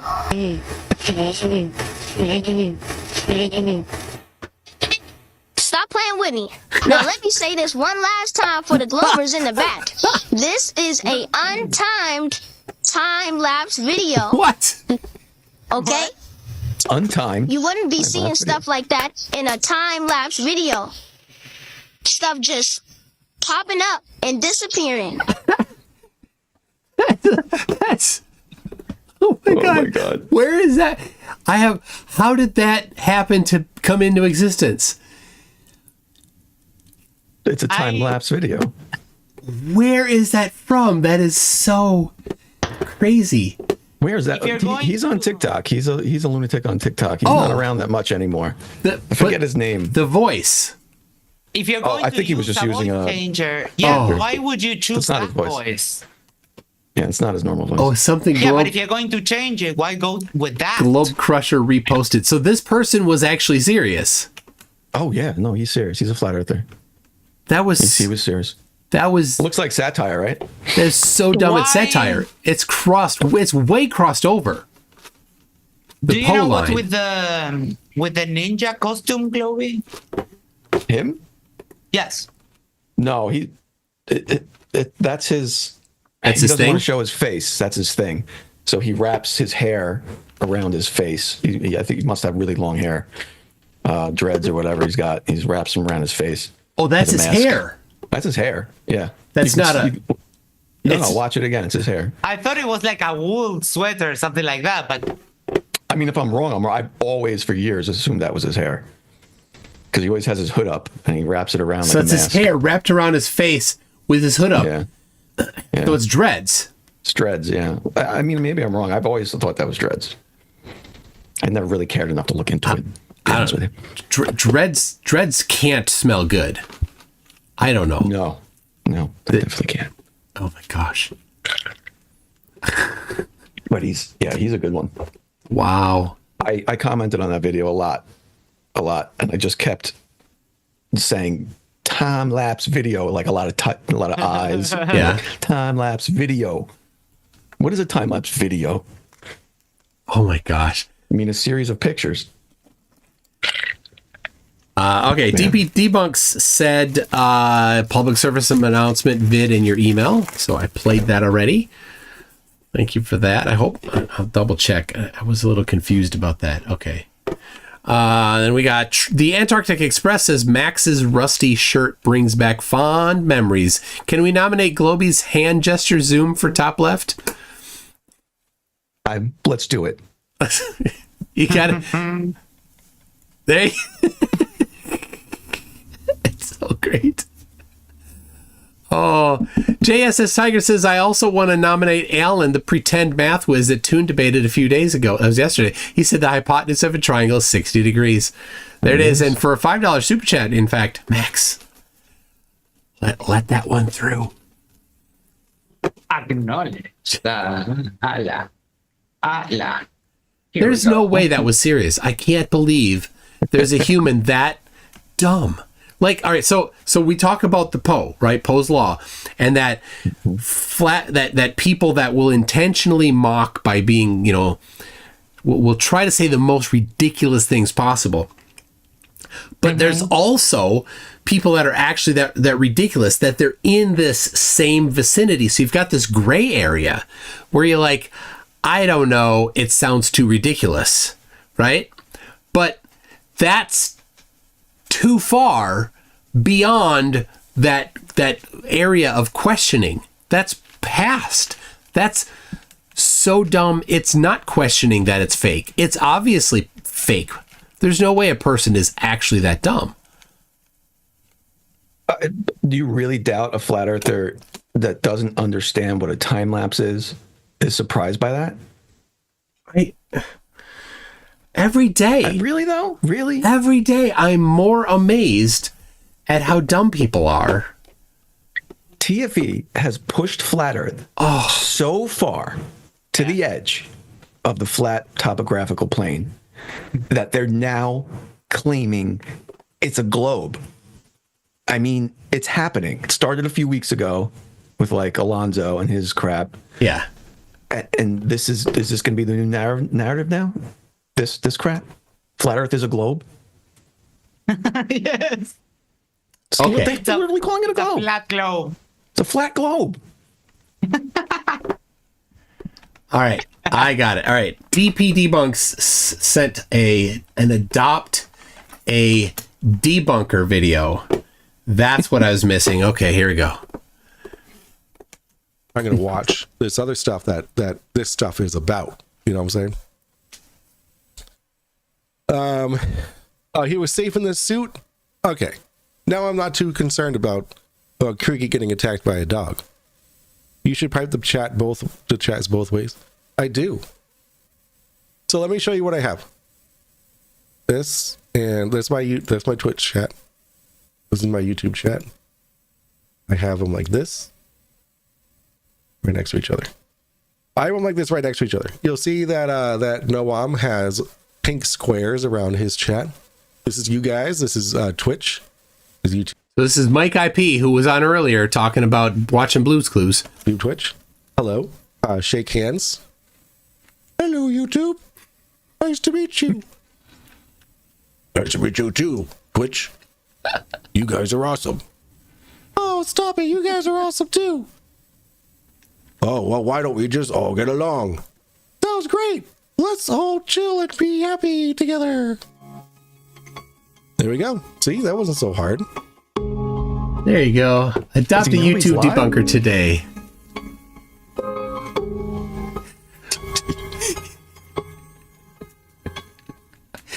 You can make a difference.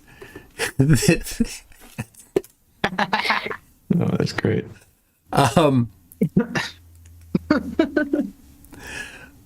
They are litterbox trained. Some of them. PP pad.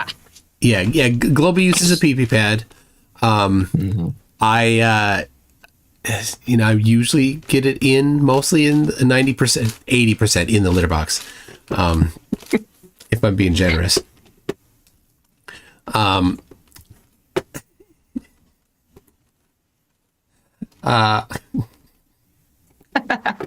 share the litter box with Kat, obviously. Obviously. I won't say names, but I'll just say, and I don't know if I've said this before, but I do know that somebody's in the live chat that knows of this story. I know somebody that was over at a friend's house and was in the bathroom and had to do what you do in the bathroom, number 2. And their friend was outside. It's like, hey, what are you doing?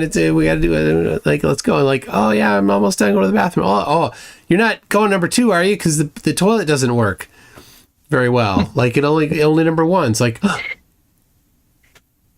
What? Oh no, I'm just doing number 1s.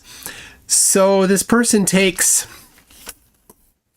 noticed the litter box was in there.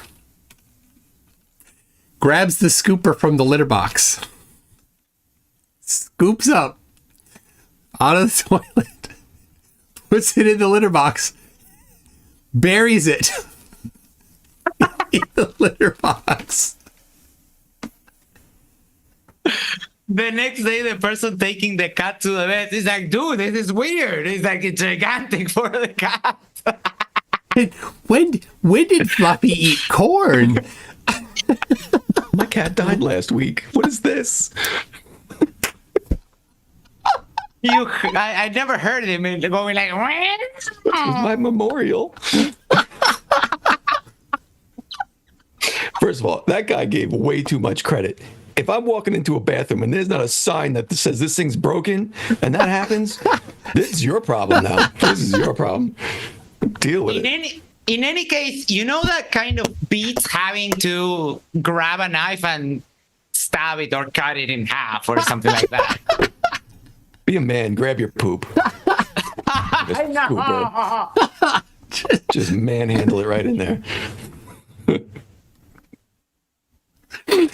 And yes, the person has responded on Discord. Yep. Yes, that's right. It was supposed to be a secret. It's one of my favorite stories ever. And for some reason, this person doesn't ever want me to retell the story. So wait, that means they're here. No. The person that did this is somebody that is a friend of mine and a person in the chat at the moment. All right, chat, you know what to do. Let's find them. Investigate. Do what you do.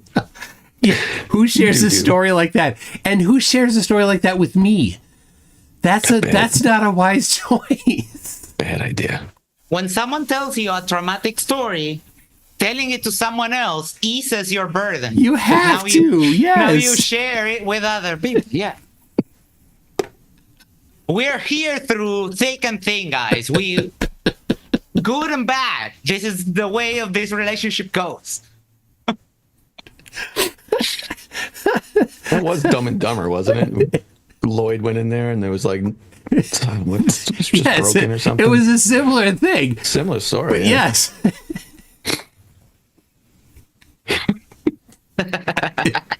Like, oh, what did Fifi eat?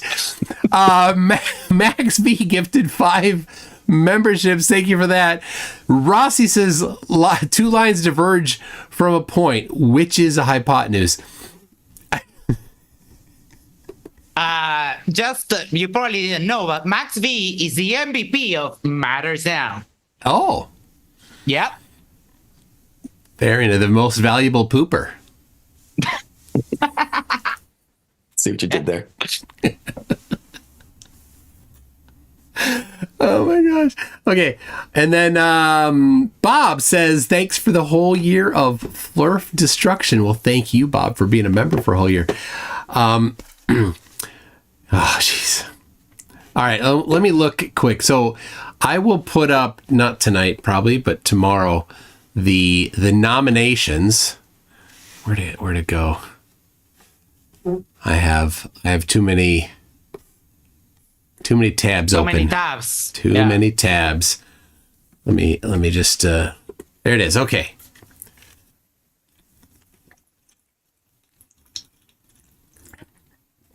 My goodness, there's a lot. That's awesome.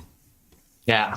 We'll tally them up. We will consider all of the briberies and the automatic entries.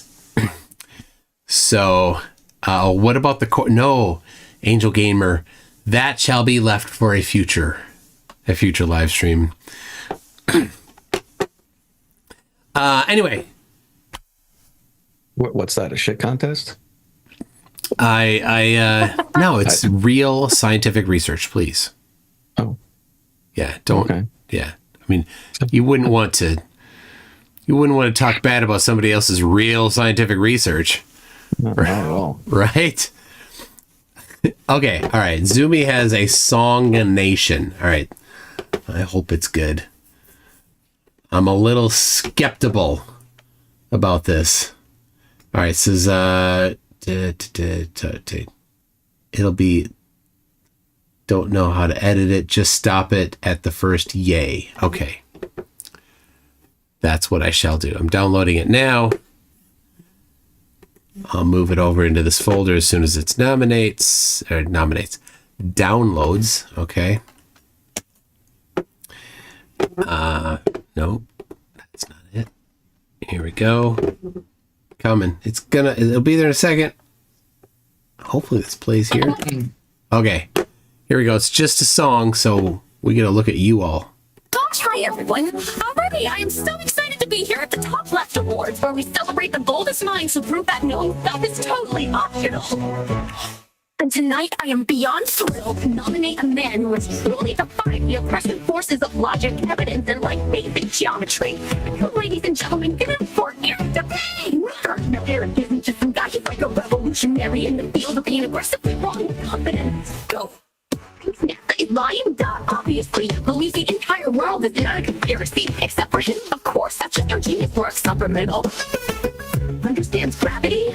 No, that's just a silly little theory made up by a silly little guy named Newton. You see, while the rest of us sheeple are out here going for the biggest scam in human history around Earth, Eric is out here standing strong, telling us the real truth. And look, I'll be honest, I tried so hard to understand how airplanes, satellites, and sunsets work in a flat world, but Eric was just too smart for me. But how does he do it? So it is with the utmost certainty and absolutely zero real world experience in astrophysics that I present this TopLeft award to Eric today. Because when it comes to knowing less and believing more, nobody does it flatter. All right, there you go. Apparently it was a little too compressed. So I have a compressor limiter on the audio that goes out from everything basically on the computer goes through one channel other than my mic. So I have it so that it's boosted if it's too low and capped if it's too high. So that was a little too loud. So it got clipped a bit. Anyway, there it is. Sorry, it's scary that I have no idea what it sounded like to you because it didn't come. I have a different audio channel feeding me. So anyway, Nobody heard it. All right. And Eric Dubay gets nominated by Zoomy. There it is. Wait. I think Sumi's trying to game the system. Yes. Well, of course. Unless the system was designed to be gamed, people. It's wait. It's like you didn't. It's like you didn't hear me say you can bribe us, and you should not take it seriously. So, would you like to amend your vote, Zumi? Because I have you down for somehow Donald Trump. Well, yeah, that would be more to the point because we don't do the politics here. We'll leave that for Witsit because he's so good at it. Yes. Oh, the greatest. Okay, so wait. Remind me who I'm putting the vote on. Eric Dubay. Eric Dubay. Did anybody nominate Dearth? Bitch. Yes, one person. One did. Just a minute. Well, then I will on the way out. We will enjoy some Dearth. Being a scammer. I'm a scammer. Anyway, that's what we got. We will get together. We will notify the people that are to be at the head of assembling a video. Globy, you'll be one of them for sure. So you can count on a voting video being necessary. Max, thank you very much for doing that. I could not have done that live myself. I was busy producing a video. No problem. It was fun. Everybody else, be watching out for the TopLeft Awards voting videos coming out soon. And tomorrow night, I will be reviewing probably Lord Jamar, maybe a little bit of Dearth. But in the meantime, enjoy this Dearth song. Yo, listen up, it's your boy Dirch in the his house. My plan so slick, gonna make your pockets dizz house. I got an app that's gonna change your life. But before you download, let me slice through the strife. They say the earth's a globe, but I beg to differ. I'll make you believe, I'll make you shiver. Spectroscopy needs a container, that's my claim. I've got no clue, I just hang my head in shame.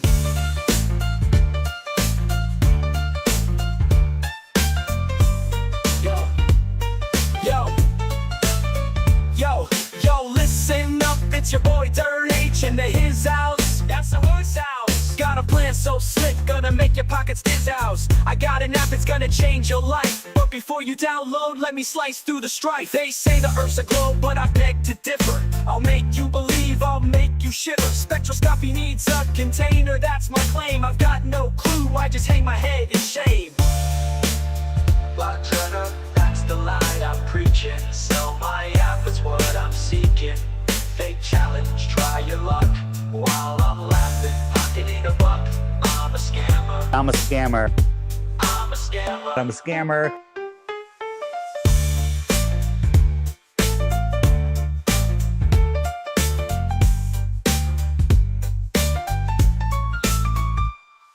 Flat Earth, that's the lie I'm preaching. Sell my app, it's what I'm seeking. Fake challenge, try your luck. While I'm laughing, pocketing a buck. I'm a scammer. I'm a scammer. I'm a scammer. I'm a scammer. Yo, Dave Weiss is a scammer.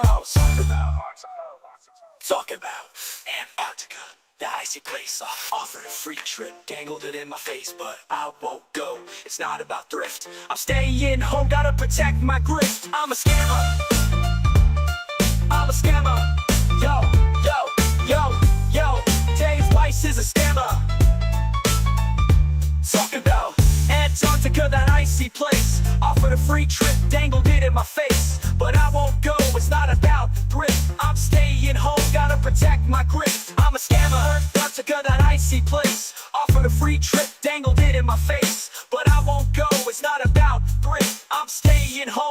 protect my grit. I'm a scammer, the scammer. I play the game. Gonna hustle hard, gonna rise to fame. But remember one thing, it's all a ploy to make that green. I'll be your decoy. So if you wanna join, come take my hand. But beware the tricks, it's all planned. TITRH, that's my name. In the world of scams, I got the fame.